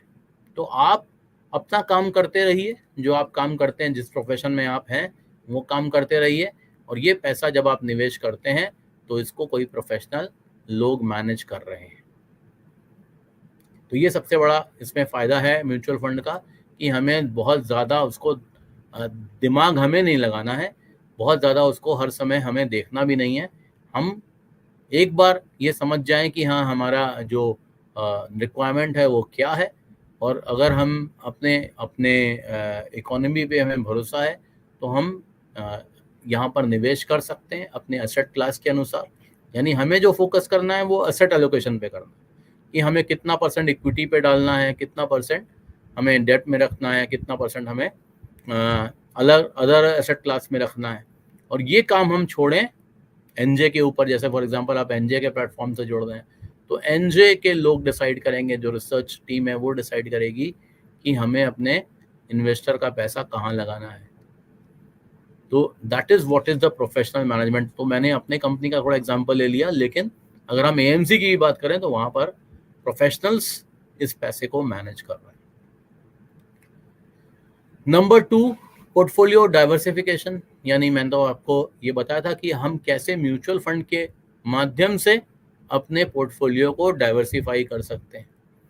यानी अलग अलग स्कीम्स में निवेश कर सकते हैं जो अलग अलग एसेट क्लास के लिए बनी हुई हैं। जैसे इक्विटी की अलग स्कीम्स हैं, डेब्ट की अलग स्कीम्स हैं, बैलेंस अलग फंड्स हैं, उसके अलावा मनी मार्केट के फंड्स हैं। तो जैसी हमारी आवश्यकता है उसके अनुसार हम स्कीम्स ले सकते हैं और अपने पोर्टफोलियो को डाइवर्सिफाई कर सकते हैं। दूसरा तरीका ये है कि कुछ ऐसी स्कीम्स में हम निवेश कर सकते हैं जो खुद से ही डाइवर्सिफाइड है। तो वो मल्टी एसेट एलोकेशन स्कीम्स होती हैं, तो अलग अलग एसेट क्लास में वो खुद ही डाइवर्सिफाई कर रही हैं। या अगर हमने कोई चुना है एसेट क्लास, जैसे फॉर एग्जांपल अगर हमने equity as an asset class चुना है कि ज़्यादातर पैसा हम इक्विटी में लगाएंगे, लॉन्ग टर्म के लिए निवेश करेंगे, तो उसके लिए इक्विटी सबसे अच्छा तरीका है। तो उस इक्विटी को भी अगर हमें डाइवर्सिफाई करना है कि एक ही तरह की कंपनीज में मेरा पैसा न लगे, तो हम वहाँ पर भी डाइवर्सिफाई कर सकते हैं। जैसे फ्लेक्सी कैप फंड है, मल्टी कैप फंड्स हैं, यहाँ पर हम large cap, small cap, mid cap, ऐसे अलग अलग जो कैपिटलाइजेशन की के इक्विटी कंपनीज हैं वहाँ पर निवेश कर सकते हैं। तो हर तरह से हमें पोर्टफोलियो डाइवर्सिफिकेशन में सहायता करते हैं mutual funds. Then coming to economies of scale, जो कि ऑलरेडी मैंने आपको बताया था कि यहाँ पर जब लाखों निवेशक एक साथ पैसा लगाते हैं, करोड़ों अरबों रुपए इसमें इन्वेस्ट होते हैं, तो फिर जो है इकोनॉमीज ऑफ स्केल हो जाता है। यानी खर्चे जो होते हैं इसको मैनेज करने के फंड को, वो काफ़ी कम होते हैं, और सेबी ने ऑलरेडी खर्चों पे एक लिमिट लगाई हुई है। तो जिस वजह से ये काफ़ी ज़्यादा एफिशिएंट हो जाता है investment as compare to any other. जैसे मैंने आपको एग्जांपल दिया था कि रियल एस्टेट एक काफ़ी एक्सपेंसिव इन्वेस्टमेंट है, क्योंकि वहाँ पे खर्चे बहुत ज़्यादा हैं, क्योंकि यहाँ पे जो खर्चा है वो काफ़ी कम है। फिर अगर हम ट्रांसपेरेंसी की बात करें तो बहुत इससे ज़्यादा ट्रांसपेरेंट शायद ही कोई निवेश हो, क्योंकि यहाँ पर जो ट्रांसपेरेंसी है वो बहुत ज़्यादा है। बहुत क्लियरली सारी चीज़ें हमें उपलब्ध होती हैं, हमारे निवेश से संबंधित रिटर्न्स भी हमें दिखाया जाता है, कहाँ पे मेरा पैसा लगा है सेक्टर वाइज भी हमें दिखाया जाता है, एसेट वाइज भी हमें दिखाया जाता है, स्क्रिप्ट वाइज भी हमें दिखाया जाता है। तो हर चीज़ जो है वो at a push of button is available to us, highly transparent kind of investment. तो जैसे फॉर एग्जांपल अगर हम ट्रांसपेरेंसी की बात करते हैं, तो अगर हम कुछ ऐसे निवेश करते हैं, जैसे बैंक में हमने एफडी किया, तो हमें पता है कि बैंक उस पैसे को कहाँ निवेश कर रहा है, हमें नहीं पता। या हमने किसी इंश्योरेंस कंपनी में एक एंडोमेंट प्लान, जो ट्रेडिशनल प्लान है, वहाँ निवेश किया, वो भी आपको डिस्क्लोज नहीं करेंगे कि आपका पैसा कहाँ निवेश हो रहा है। तो ये जो ट्रांसपेरेंसी है ये बहुत अधिक है when we talk about mutual fund investments, और बहुत पीरियोडिकल है, यानी कि आपको ये अपने आप भी मिलती रहेगी और जब आप चाहेंगे तब भी आप इस इंफॉर्मेशन को अपने इन्वेस्टमेंट के रिगार्डिंग आप कभी भी ले सकते हैं। देन कमिंग टू लिक्विडिटी, तो लिक्विडिटी भी बहुत अधिक है, हैं? तो डिपेंड करता है कि स्कीम कौन सी है, किस प्रकार की स्कीम में हमने निवेश किया हुआ है। बट जैसे लिक्विड टाइप की स्कीम है तो T+1 यानी जिस दिन ट्रांजैक्शन आपने किया पैसा निकालने के लिए उसके अगले दिन आपके बैंक अकाउंट में पैसा आ जाएगा। या अगर इक्विटी स्कीम है तो T+3 यानी 3 वर्किंग डेज में आपके पास आपके अकाउंट में बैंक अकाउंट में ये पैसा आ जाएगा। वर्किंग डेज होना चाहिए, है ना, तो बीच में छुट्टी होगी तो वो काउंट नहीं होगा। तो T+3 यानी जिस दिन आपने रिडम्पशन के लिए लगाया अपने अपने आप ऐप से ही कर सकते हैं, रिडीम कर सकते हैं या विड्रॉ कर सकते हैं। तो वो जब भी आप करेंगे उसके 3 वर्किंग डेज में आपके बैंक अकाउंट में आपका पैसा जो भी आपका आपने बैंक अकाउंट दिया होगा, रजिस्टर्ड अकाउंट होगा, उसमें वो पैसा आ जाएगा। So that is what is liquidity. फिर अगर हम टैक्स बेनिफिट्स की बात करें तो काफ़ी सारे टैक्स बेनिफिट्स हैं। टैक्स पे एक अलग से चैप्टर है हमारा, तो हम लोग इसको डिस्कस करेंगे टैक्स के बारे में, म्यूचुअल फंड का टैक्सेशन कैसे काम करता है, उस पे हम आपको डिटेल में आगे इंफॉर्मेशन देंगे। बट अभी इतना बोल सकते हैं कि as compare to any other investment ये काफ़ी टैक्स एफिशिएंट इन्वेस्टमेंट है। फिर अगर हम कन्वीनियंस की बात करें तो yes it is very convenient. तो both the offline and online platforms are there. और आप खुद डिस्ट्रीब्यूटर हैं तो आप कन्वीनियंट बनाएंगे इसको अपने कस्टमर्स के लिए, अपने प्रोस्पेक्ट्स के लिए। So it's a very convenient kind of tools that we have that we can use to make it more convenient to our investors. Then regulation की जो मैंने बात की आपसे कि ये security exchange board of India इस पे लगातार निगरानी रखे हुए है, बहुत अच्छी निगरानी रखी हुई है। तो हमने देखा कि जब से सेबी है तब से ये रेगुलेशन इतना स्ट्रांग है, इतने अच्छे से ये काम करता है कि किसी भी निवेशक को कोई ज़्यादा दिक्कत नहीं है, प्रॉब्लम नहीं है और वो अब निश्चिंत होके म्यूचुअल फंड्स में निवेश कर रहा है बिकॉज एक अच्छा रेगुलेशन सेबी द्वारा किया जा रहा है। Then we can also go in for systematic approach to investment, कि हमारा जो अप्रोच है इन्वेस्टमेंट का वो 2 प्रकार का हो सकता है। या तो हम वन टाइम निवेश करें जैसे हम लमसम निवेश करते हैं, लेकिन हम म्यूचुअल फंड्स में सिस्टमैटिक इन्वेस्टमेंट भी कर सकते हैं, जैसे SIP है, systematic investment plan, systematic transfer plan, systematic withdrawal plan.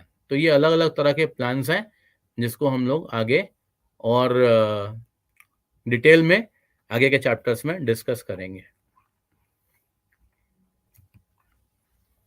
फिर अगर हम क्लासिफिकेशन ऑफ म्यूचुअल फंड्स की बात करें कि म्यूचुअल फंड्स की अगर क्लासिफाई की करें हम कि कितने प्रकार के म्यूचुअल फंड्स होते हैं, तो क्लासिफिकेशन भी अलग अलग तरीके से होती है। तो पहला जो क्लासिफिकेशन हमको समझना है वो है स्ट्रक्चर वाइज जो है क्या क्लासिफिकेशन है। तो पहला है ओपन एंडेड फंड्स, दूसरा है क्लोज एंडेड फंड्स एंड तीसरा है इंटरवल फंड्स। तो ओपन एंडेड फंड्स कौन से होते हैं? ओपन एंडेड फंड्स वो होते हैं जिसमें हम कभी भी निवेश कर सकते हैं और कभी भी अपने पैसे को विड्रॉ कर सकते हैं, उसमें कोई टाइम रिस्ट्रिक्शन नहीं होगा, है ना। तो अपने पैसे को हम NFO में भी लगा सकते हैं, यानी कोई न्यू फंड ऑफर आया है तो वहां पे हम निवेश कर सकते हैं, या न्यू फंड ऑफर क्लोज होने के बाद जब वो फंड रीओपन होगा री इन्वेस्टमेंट के लिए तो हम वहां पर भी निवेश कर सकते हैं। और बाद में भी कभी भी किसी डेट पे हम चाहें तो निवेश कर सकते हैं, उसमें SIP करके हम कभी भी हर महीने निवेश कर सकते हैं। तो ऐसे फंड्स जो हैं ये ओपन एंडेड फंड्स कहलाते हैं, इसमें कोई टाइम रिस्ट्रिक्शन नहीं होता। अब दूसरा है क्लोज एंडेड फंड्स। तो मेजॉरिटी ऑफ द फंड्स जो इंडस्ट्री में अवेलेबल हैं म्यूचुअल फंड्स में वो ओपन एंडेड फंड्स होते हैं बिकॉज ये सबके लिए बहुत कन्वीनियंट है और बहुत फ्लेक्सिबल होते हैं।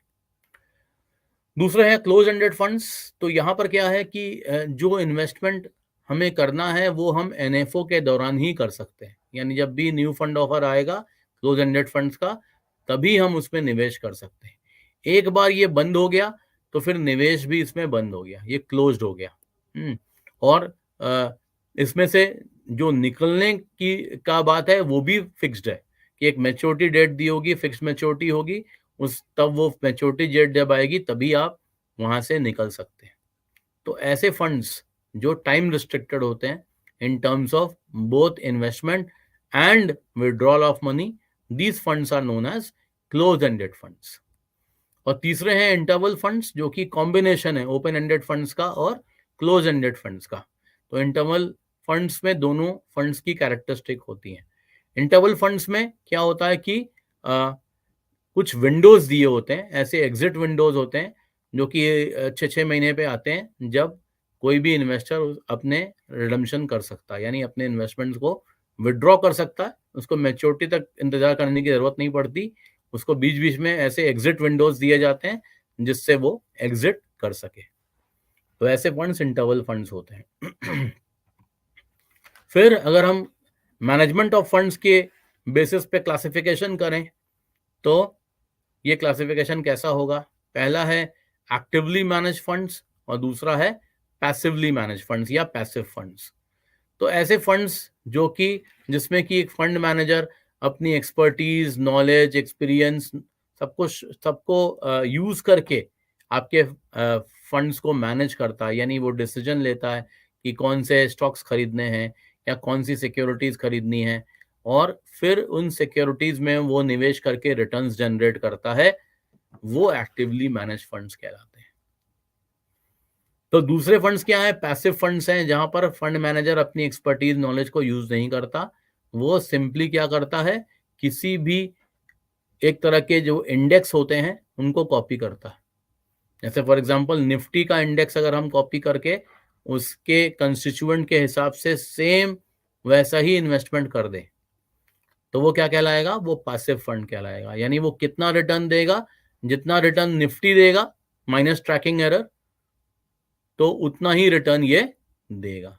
ठीक है, पैसिव फंड्स में ट्रैकिंग एरर का हमें ध्यान देना पड़ता है कि जो पैसिव फंड है वो कितना करीबी तरीके से उस इंडेक्स को कॉपी कर पा रहा। तो this is what passive fund is. तो एक्टिव एंड पैसिव में ये डिफरेंस है।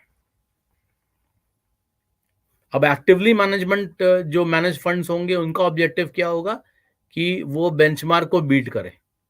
जैसे फॉर एग्जांपल अगर एक लार्ज कैप फंड है और उसका जो बेंचमार्क है वो निफ्टी 50 है, तो निफ्टी 50 का जो रिटर्न्स आया है, अगर उससे बेटर रिटर्न्स देता है एक्टिवली मैनेज फंड, तब तो वो एक सफल फंड कहलाएगा, सक्सेसफुल फंड कहलाएगा कि उसने निफ्टी को बीट किया।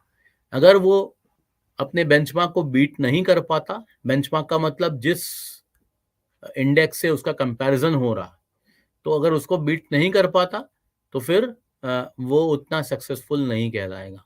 सो the objective of the fund manager who is actively managing the funds is to beat the benchmark, है ना।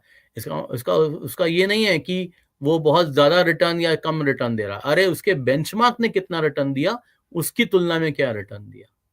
मान लीजिए उसने +5% रिटर्न जनरेट किया साल भर में और उसका बेंचमार्क -5% रिटर्न जनरेट किया, तो क्या वो सफल है? यस, बिकॉज उसने बेंचमार्क से 10% ज्यादा रिटर्न जनरेट किया। जब बेंचमार्क ने माइनस रिटर्न दिया है, उसने +5 दिया है, तो उसने -5 दिया है, इसने +5 दिया है।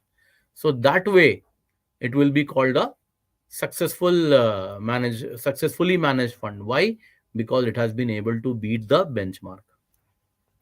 और अगर कोई दूसरा फंड है जिसमें कि बेंचमार्क ने 20% रिटर्न दिया और इसने सिर्फ 12% रिटर्न दिया, इनके फंड ने, तो ये फिर सक्सेसफुल नहीं है, क्योंकि इन्होंने बेंचमार्क से अंडर परफॉर्म कर दिया। सो इवन दो 5% की तुलना में 12% ज्यादा है, लेकिन बेंचमार्क रिटर्न्स की कंपैरिजन में ये कम है, तो ये एक अच्छा मैनेजमेंट नहीं कहलाया जाएगा। So that is what is actively manage funds. और पैसिव फंड्स में तो क्या होगा, वो तो कॉपी कर रहा है, तो जो बेंचमार्क का रिटर्न होगा वो एग्जैक्टली वही रिटर्न वहां पे भी आना चाहिए। ठीक है, अब एग्जाम में क्वेश्चन आता है कि कितना परसेंट तक इसको हमें ट्रैकिंग एरर को देखना है, तो मतलब उसमें मिनिमम 95% तक वो प्रॉपरली उसको ट्रैक कर पाए, ये जरूरी है। तो 95% is the correct answer. Then classification of mutual fund schemes as per SEBI norms, तो सेबी ने जो नॉर्म्स दिए हुए हैं उसके हिसाब से कौन सी स्कीम इक्विटी कहलाएगी, कौन सी डेट कहलाएगी, कौन सी हाइब्रिड कहलाएगी, कौन सी सॉल्यूशन ओरिएंटेड कहलाएगी, कौन सी अदर स्कीम्स कहलाएगी.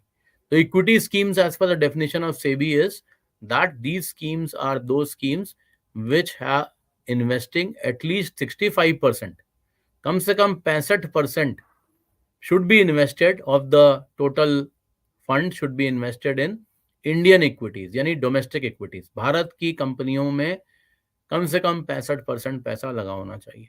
तो ऐसी स्कीम्स को इक्विटी स्कीम्स कहते हैं. 65% के अलावा जो 35% है उसमें डेट भी आ सकता है, फॉरेन इक्विटी भी आ सकता है, उसमें कमोडिटीज भी आ सकता है, वो कुछ भी आए, लेकिन कभी भी ये 65% से नीचे नहीं होना चाहिए. तो that is the definition of equity schemes. So anything which has more than 35% in other instruments is not an equity scheme. तो डेप्ट स्कीम्स क्या, कौन सी स्कीम होगी जो प्राइमरली इक्विटी नहीं है ना, और वो उनका प्राइमरली पैसा कहाँ लगा हुआ है, डेप्ट स्कीम्स में लगा हुआ है, डेप्ट में लगा हुआ है, डेप्ट मार्केट में जिनका पैसा लगा हुआ है प्राइमरली, वो डेप्ट स्कीम्स कहलाती हैं.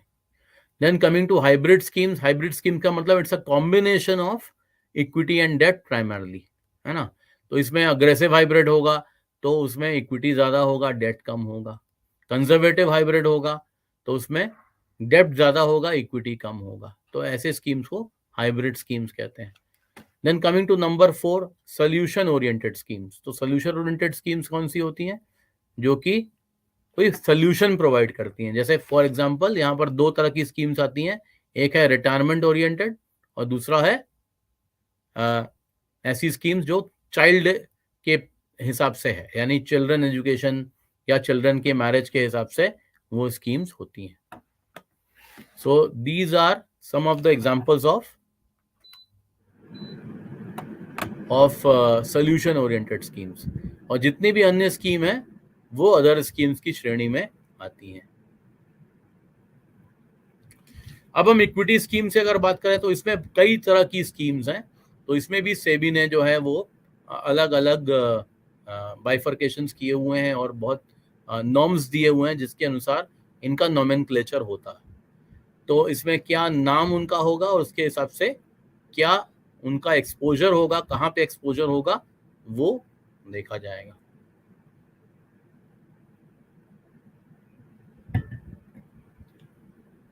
अब समय आ गया है कि मैं आपको बताऊं कि लार्ज कैप क्या होता है, मिड कैप क्या होता है और स्मॉल कैप क्या होता है.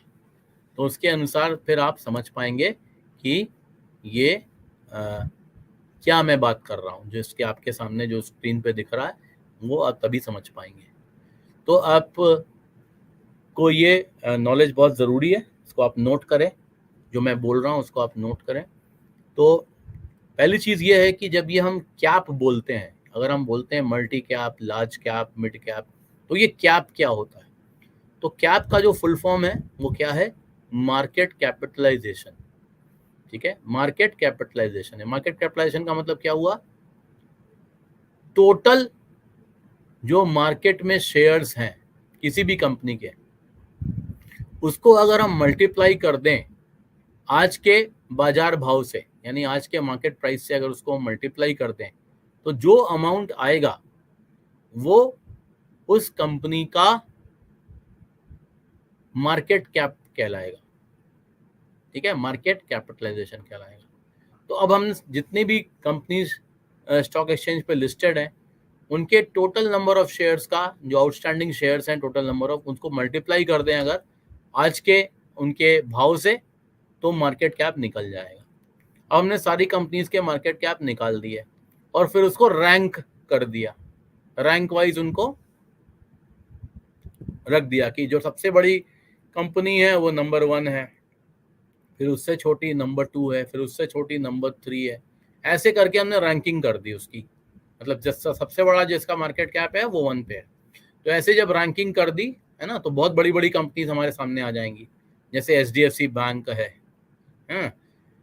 रिलायंस इंडस्ट्रीज है, टाटा कंसल्टेंसी सर्विसेज है, लगभग ये सब कंपनी जो है ये 20 लाख करोड़ के आसपास इनका मार्केट कैप है। तो ये भारत की सबसे बड़ी कंपनियों में इनका नाम आएगा 1 2 3 है। तो ये इस तरह से हम रैंकिंग निकालेंगे और 100 तक जाएंगे, टॉप 100 है ना।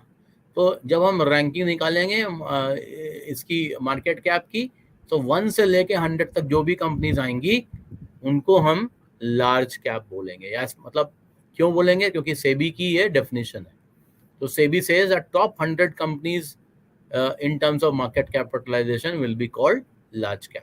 तो जो लार्ज कैप फंड होगा वो इन प्राइमरली इन्हीं कंपनीज में निवेश करेगा, ठीक है। फिर उसके बाद जो रैंकिंग हम देखेंगे वो देखेंगे 101 से लेके 250, यानी 101 नंबर की कंपनी से लेके 250 नंबर की कंपनी तक उसकी रैंकिंग को हम लेंगे। और उसको फिर सेबी क्या कहता है, मिड कैप कहता है। तो ये मिड कैप कंपनीज है। नंबर फिर से मैं रिपीट कर दे रहा हूँ, 1012 250 is the number for mid cap. और फिर तीसरे नंबर पे आएगा 251 to 500। तो 251 to 500 क्या है, ये है स्मॉल कैप कंपनीज। सो अगली जो पहली 100 कंपनी हो गई लार्ज कैप, उसके बाद नेक्स्ट 150 कंपनी यानी 150 कंपनीज हो गई मिड कैप, उसके बाद नेक्स्ट 250 कंपनीज हो गई स्मॉल कैप, यानी टोटल 500 जो निफ्टी 500 का यूनिवर्स है वो 500 कंपनी का, उसमें तीनों आ जाएंगे, लार्ज कैप भी आ जाएगा, मिड कैप भी आ जाएगा और स्मॉल कैप भी आ जाएगा। और अभी एक नई क्लासिफिकेशन भी आ गई है, ये 501 से लेके 750। तो 501 to 750 अगला जो 250 कंपनी है वो है micro cap. So micro cap तक आ गया। तो ये 750 कंपनी की डेफिनेशन आ गई। तो अब हम आते हैं कि अब आपको क्लियर हो गया होगा कि टॉप 100 लार्ज कैप, नेक्स्ट 150 यानी टोटल 250 हो गई, तो next 150 is mid cap, next 250 is small cap and then another next 250 is micro cap.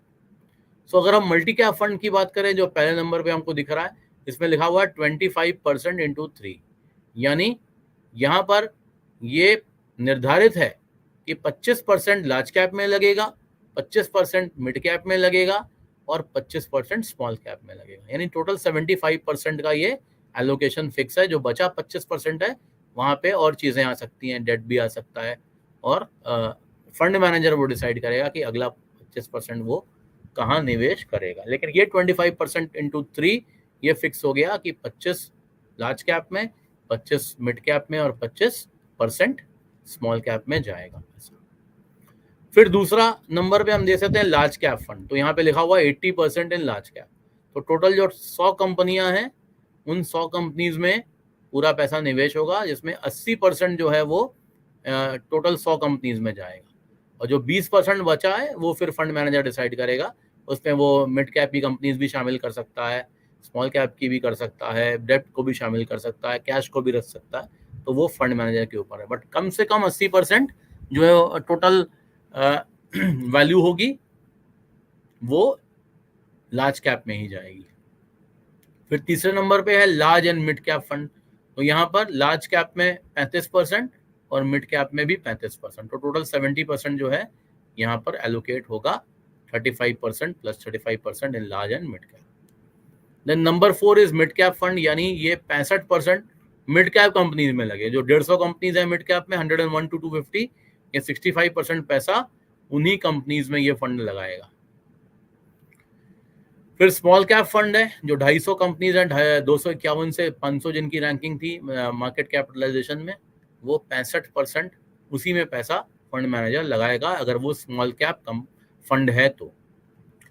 Then dividend yield fund. तो डिविडेंड यील्ड फंड तो इक्विटी फंड है, तो 65% इन इक्विटी रहेगा, और ऐसी कंपनीज में ये पैसा लगेगा जहां पर डिविडेंड यील्ड की संभावना ज्यादा है या डिविडेंड यील्ड यहाँ पे ज्यादा आ रहा है, वहां पर ये पैसा लगाया जाएगा। Then number 7 is value fund और कॉन्ट्रा फंड। तो यहाँ पर भी 65% इन इक्विटी है, और ये fund manager under valued stocks को डिस्कवर करेगा, या ऐसे स्टॉक्स जो कि अच्छे हैं, फंडामेंटली अच्छे हैं, लेकिन उस पर ध्यान मार्केट नहीं दे रहा है, तो उसका एक कॉन्ट्रा भी बोलते हैं कि जिस पर कोई ध्यान नहीं दे रहा है उस पर हम ध्यान देंगे, कॉन्ट्रा व्यू लेंगे और अंडर वैल्यूड स्टॉक्स को डिस्कवर करके हम वैल्यू फंड बनाएंगे।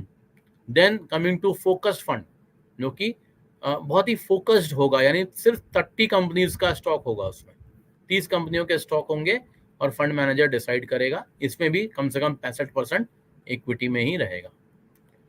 देन कमिंग टू सेक्टोरल और थीमेटिक फंड, है ना, तो यहाँ पे थीम होता है और सेक्टर होता है, तो दोनों को हमें समझना जरूरी है कि थीमेटिक फंड्स कौन से होते हैं और सेक्टोरल फंड्स कौन से होते हैं। अब थीम का मतलब क्या होता है, कोई थीम बेस्ड इन्वेस्टमेंट अगर फंड मैनेजर करता है तो उसे थीमेटिक फंड्स कहते हैं। जैसे for example infrastructure is a theme, infrastructure is a theme. तो अब इंफ्रास्ट्रक्चर में क्या क्या आ सकता है, ऐसी कंपनी जो रोड्स बनाती हैं वो भी आ जाएंगी, जो ऐसी कंपनीज जो पावर के क्षेत्र में है वो भी आ जाएंगी, एनर्जी के क्षेत्र में है वो भी आ जाएंगी। तो ये एक थीम है। लेकिन अगर हम सेक्टोरल फंड की बात करें तो वो किसी सेक्टर में ही फोकस्ड रहेगा। जैसे पावर एक सेक्टर है तो पावर की कंपनीज। अब थीमेटिक में जैसे हेल्थ केयर एक थीमेटिक फंड है, तो हेल्थ केयर में जो है वो क्या क्या आ जाएगा, फार्मा कंपनीज भी आ जाएंगी, हॉस्पिटल्स भी आ जाएंगे और डायग्नोस्टिक सेंटर्स भी आ जाएंगे, वो हेल्थ केयर में। लेकिन सिर्फ फार्मा हो तो वो सेक्टोरल हो जाएगा। तो इस प्रकार से सेक्टोरल और नैरो होता है। थीमेटिक फंड्स क्या होते हैं, थोड़े ब्रॉड होते हैं, इसमें एक थीमेटिक फंड्स में 2-3 सेक्टर भी आ सकते हैं। तो ये सेक्टोरल या थीमेटिक फंड्स कहलाते हैं। जैसे मैंने आपको बताया कि जो फंड्स हैं, फार्मा वाले फंड्स हैं या आईटी स्टॉक्स जिसमें रहते हैं किसी सेक्टर में, और आईटी सेक्टोरल फंड है। तो ये पावर का हो सकता है, तो ये सारे सेक्टोरल फंड्स कहलाएंगे। अब अगर किसी सेक्टोरल या थीमेटिक स्कीम की बात करें तो उसमें कम से कम 80% पैसा जो है वो सेक्टर और थीम में लगा होना चाहिए। जैसे अभी डिफेंस का एक थीम चल रहा है, डिफेंस बेसिकली थीम नहीं है, डिफेंस इज अ सेक्टर, तो यहाँ पर और नैरो है, काफी कम स्टॉक्स हैं वहां पर, तो ये एक सेक्टोरल का एग्जाम्पल है।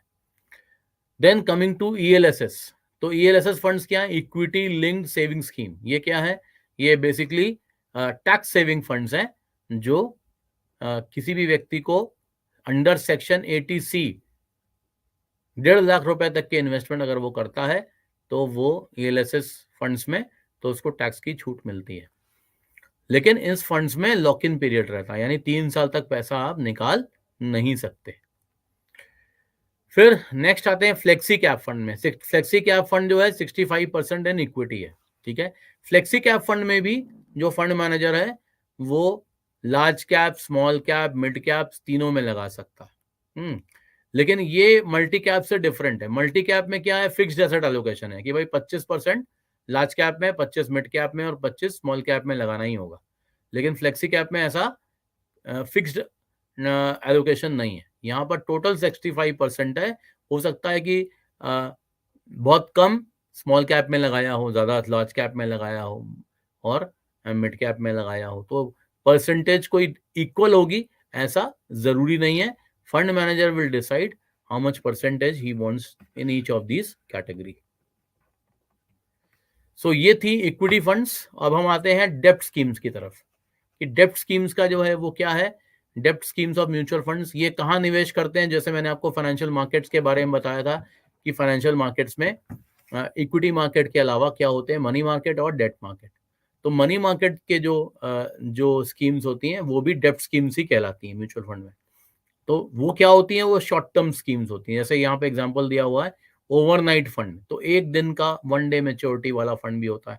ये लोगों को 1 डे की भी के लिए भी लिक्विडिटी चाहिए होती है, उसके लिए है।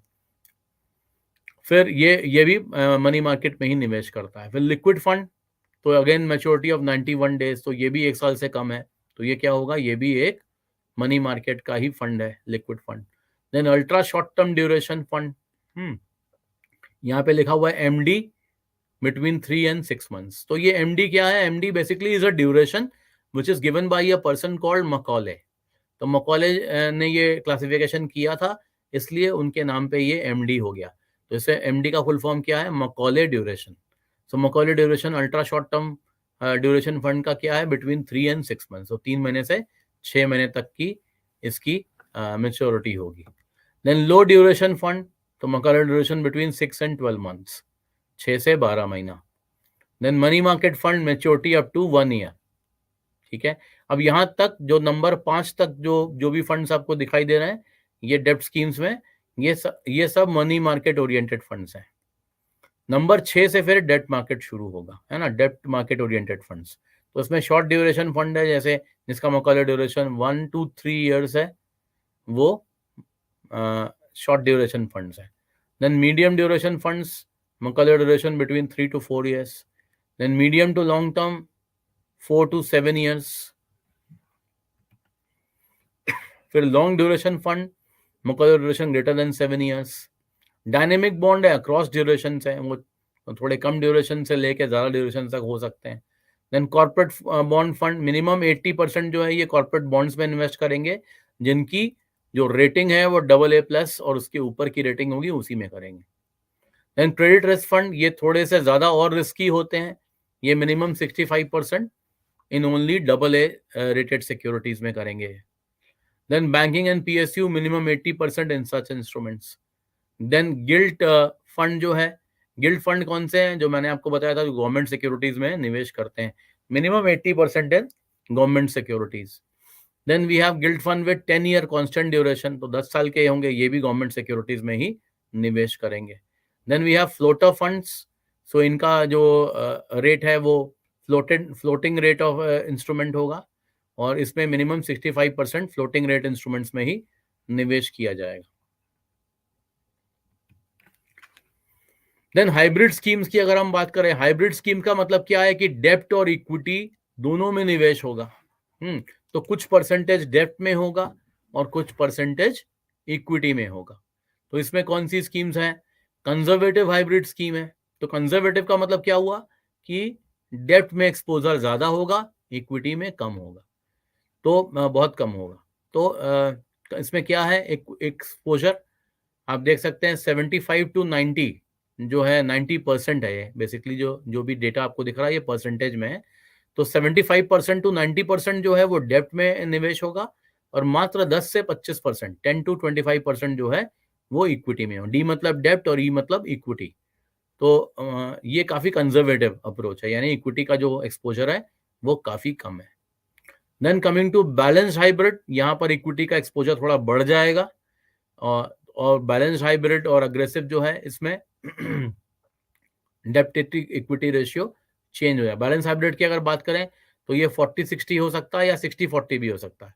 40-60 का मतलब कि इक्विटी 40 है, डेब्ट 60 है, या इक्विटी 60 है, डेब्ट 40 है ना।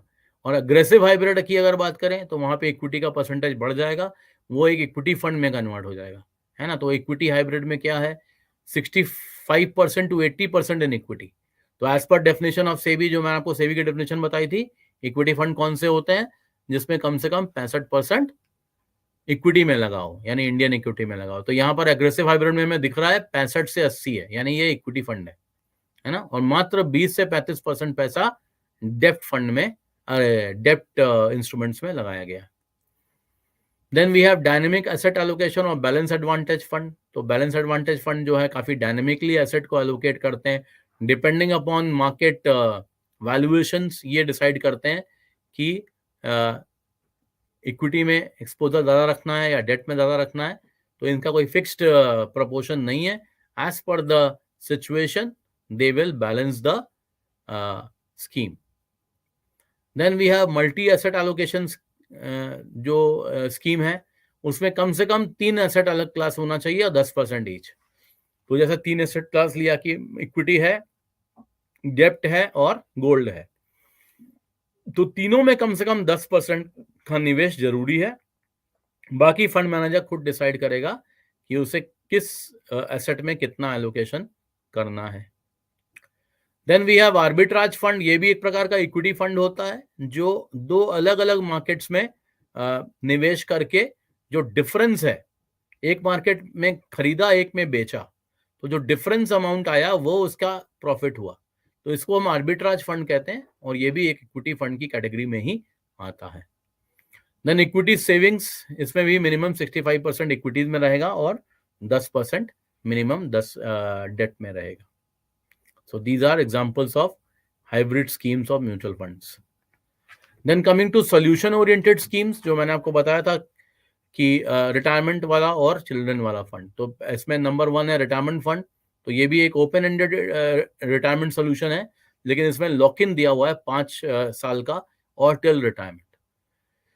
दूसरा फंड है चिल्ड्रन फंड है. तो ये भी एक open ended investment solution for children है, having a lock in of at least 5 years और till the child attends the age of maturity. तो यहाँ पे लॉक इन क्यों दिया हुआ है? बिकॉज एक जरूरी है कि अगर आप किसी ऑब्जेक्टिव के साथ, किसी गोल के साथ इसमें प्लानिंग कर रहे हैं, तो इसमें लिक्विडिटी ना रहे, ताकि आप उस गोल को अचीव कर पाए. तो इसीलिए इसमें लॉक इन दिया हुआ है. और till the attains the age of majority, यानी बच्चा 18 साल का हो जाता है, उसके बाद निकल सकता है पैसा, या एटलीस्ट 5 साल का उसमें लॉक इन है ना. तो मिनिमम मतलब जो भी चीज इसमें जो है वो देर में होगी वो लागू होगी. जैसे फॉर एग्जांपल अगर बच्चा 16 साल का है और उसकी 5 साल के बाद वो 21 साल का होगा और 2 साल के बाद वो 18 साल का हो जाएगा, तो 5 साल बाद ही निकाल पाएगा, है ना. मान लीजिए बच्चा अगर 8 साल का है तो 5 साल बाद वो 13 साल का होगा, लेकिन वो 18 पे ही निकाल पाएगा. तो जो चीज जो उसकी एज लेटर केस में होगी, उसके अनुसार ही वो उस पैसे को निकाल पाएगा. Then coming to other schemes, जो अदर स्कीम्स का क्लासिफिकेशन था सेबी का, उसकी अगर हम बात करें तो इंडेक्स फंड्स हैं, एक्सचेंज ट्रेडेड फंड्स हैं. तो minimum investment of index should be 95% of total assets. तो इसको नोट कर लीजिए, एग्जाम में क्वेश्चन आता है ये. जो पहला नंबर का पॉइंट है. तो ये इंडेक्स फंड्स कौन से होते हैं? जो कि किसी इंडेक्स को कॉपी कर रहे होते हैं, है ना. जैसे निफ्टी का इंडेक्स है तो निफ्टी 50 के कोई फंड हो सकता है, या बीएसई जो बॉम्बे स्टॉक एक्सचेंज में 30 कंपनीज होती हैं, तो उसको कॉपी कर रहा हो, तो उसमें कम से कम उसका जो है मिनिमम इन्वेस्टमेंट इंडेक्स में 95% होना चाहिए. Then there could be fund of funds. तो ऐसा म्यूचुअल फंड जो कि कई सारे फंड्स में निवेश करता है, और ये फंड्स ओवरसीज मतलब फॉरेन के भी हो सकते हैं और डोमेस्टिक की भी हो सकते हैं. तो minimum investment in the underlying fund should be 95% of the total assets. Then we have FMPs, fixed maturity plans होते हैं. तो ये डेट फंड्स होते हैं, क्लोज एंडेड होते हैं, और इसमें गारंटी तो नहीं होती रिटर्न्स की, बट एक संभावना रहती है कि इतना % रिटर्न आने की संभावना है. फिर we have capital protection oriented funds. तो ये थोड़े इंटरेस्टिंग फंड्स हैं, क्योंकि ये कैपिटल प्रोटेक्शन की गारंटी देते हैं. कैपिटल प्रोटेक्शन की गारंटी का मतलब क्या हुआ? कि जितना पैसा आपने लगाया है एज एन इन्वेस्टमेंट, उससे कम नहीं होगा. तो मिनिमम जितना आपने लगाया वो तो आपका प्रोटेक्टेड है, डाउनसाइड रिस्क आपकी नहीं रहेगी. तो ये कैसे ऑपरेट करेगा? ये 80 to 90% पैसा जो है वो डेट में लगा देगा, और सिर्फ 10 से 20% पैसा ही इक्विटी में लगाएगा. और उसको ऐसा, इसका जो because it is a closed ended fund type से ये काम करेगा. तो उसमें क्या होगा, 3 साल का इसके पास टाइम है, तो 3 साल में जो 80% है उस पर जो रेट ऑफ रिटर्न आएगा डेट मार्केट से, वो इसको 80% को बना देगा 100% मिनिमम. तो जो इक्विटी एक्सपोजर था इसका 10 से 20% का, अगर वो जीरो भी हो जाए तो ये अपने मूलधन या जितना प्रिंसिपल अमाउंट था वहां तक पहुंच जाएगा, बिकॉज ऑफ डेप्ट रिटर्न्स, है ना. तो आप देख सकते हैं 80% है, 3 साल के बाद ये 100 के ऊपर पहुंच जाएगा. तो अगर जो 10 से 20% इक्विटी में लगा हुआ है वो भी जीरो एक्चुअली तो नहीं होगा, वो भी मैनेज होगा प्रॉपरली, तो वो भी अच्छा रिटर्न देगा, तो वो एडिशनल होगा. तो मूलधन तक तो यही पहुंचा देगा, प्रिंसिपल अमाउंट तक तो डेप्ट वाला जो निवेश है वो पहुंचा देगा, और इक्विटी का जो निवेश होगा वो प्लस हो जाएगा. तो this is the way the capital protection oriented funds work. Then we have a new category called ESG. तो ईएसजी के भी फंड्स आते हैं काफी, जो कि environmental, social and governance funds हैं, जो कि थीमेटिक कैटेगरी में आएंगे इक्विटी स्कीम्स के. Then we have REITs. तो basically real estate investment trust, REITs के रूप में ये स्टॉक एक्सचेंज पे लिस्टेड है. ये एक्चुअली म्यूचुअल फंड नहीं है, ये एक प्रकार के ETFs हैं. तो ETFs क्या होते हैं? Exchange traded funds. आप देखिए पॉइंट नंबर 1 में लिखा हुआ है एक्सचेंज ट्रेडेड फंड्स. तो एक्सचेंज ट्रेडेड फंड्स क्या होते हैं? जो स्टॉक एक्सचेंज पे ट्रेड होते हैं. तो how ETFs are different from mutual funds? ETFs mutual fund से कैसे डिफरेंट होते हैं? तो म्यूचुअल फंड एक्सचेंज में ट्रेड नहीं होते, है ना। म्यूचुअल फंड एक्सचेंज में ट्रेड हो सकते हैं, जैसे डेट फंड्स होते हैं वो ट्रेड होते हैं, लेकिन म्यूचुअल फंड्स में निवेश करने के लिए हमें कोई डीमैट अकाउंट की जरूरत नहीं पड़ती, है ना। तो ये सबसे बड़ा डिफरेंस ये होता है। उसके अलावा अगर हम बात करें तो ये जो एक्सचेंज ट्रेडेड फंड्स होते हैं इनकी ट्रेडिंग लाइव होती है। जैसे शेयर की ट्रेडिंग लाइव होती है, यानी 10 बजे सुबह हमने देखा तो कोई और रेट था, 10:30 बजे चेंज हो गया, फिर 11 बजे बदल गया रेट, तो उसके हिसाब से जो उस समय उसका प्राइस चल रहा होगा ETF का, उसी प्राइस में आपको मिलेगा। लेकिन म्यूचुअल फंड्स में क्या होता है? म्यूचुअल फंड्स में लाइव नहीं होता, वो लास्ट में जो क्लोजिंग NAV होती है वो काउंट होती है। तो मार्केट जहां पे बंद हुआ वहां की NAV ली जाएगी म्यूचुअल फंड के केसेस में, जबकि ETF में क्या हो रहा है?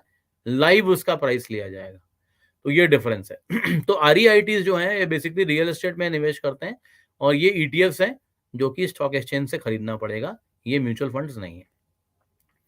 सिमिलरली इंफ्रास्ट्रक्चर इन्वेस्टमेंट ट्रस्ट की अगर बात करें तो ये स्टॉक एक्सचेंज पे लिस्टेड होते हैं, ये भी REITs की तरह ही है, और ये भी म्यूचुअल फंड नहीं है, ये भी ETFs हैं, यानी एक्सचेंज ट्रेडेड फंड्स हैं।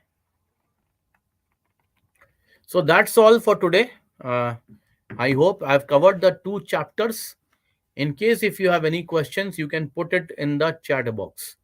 है ना, तो चैट बॉक्स में है, तो फिर बाद में मैं इन क्वेश्चंस को कोलेट करूंगा, and then we can have a some amount of time I can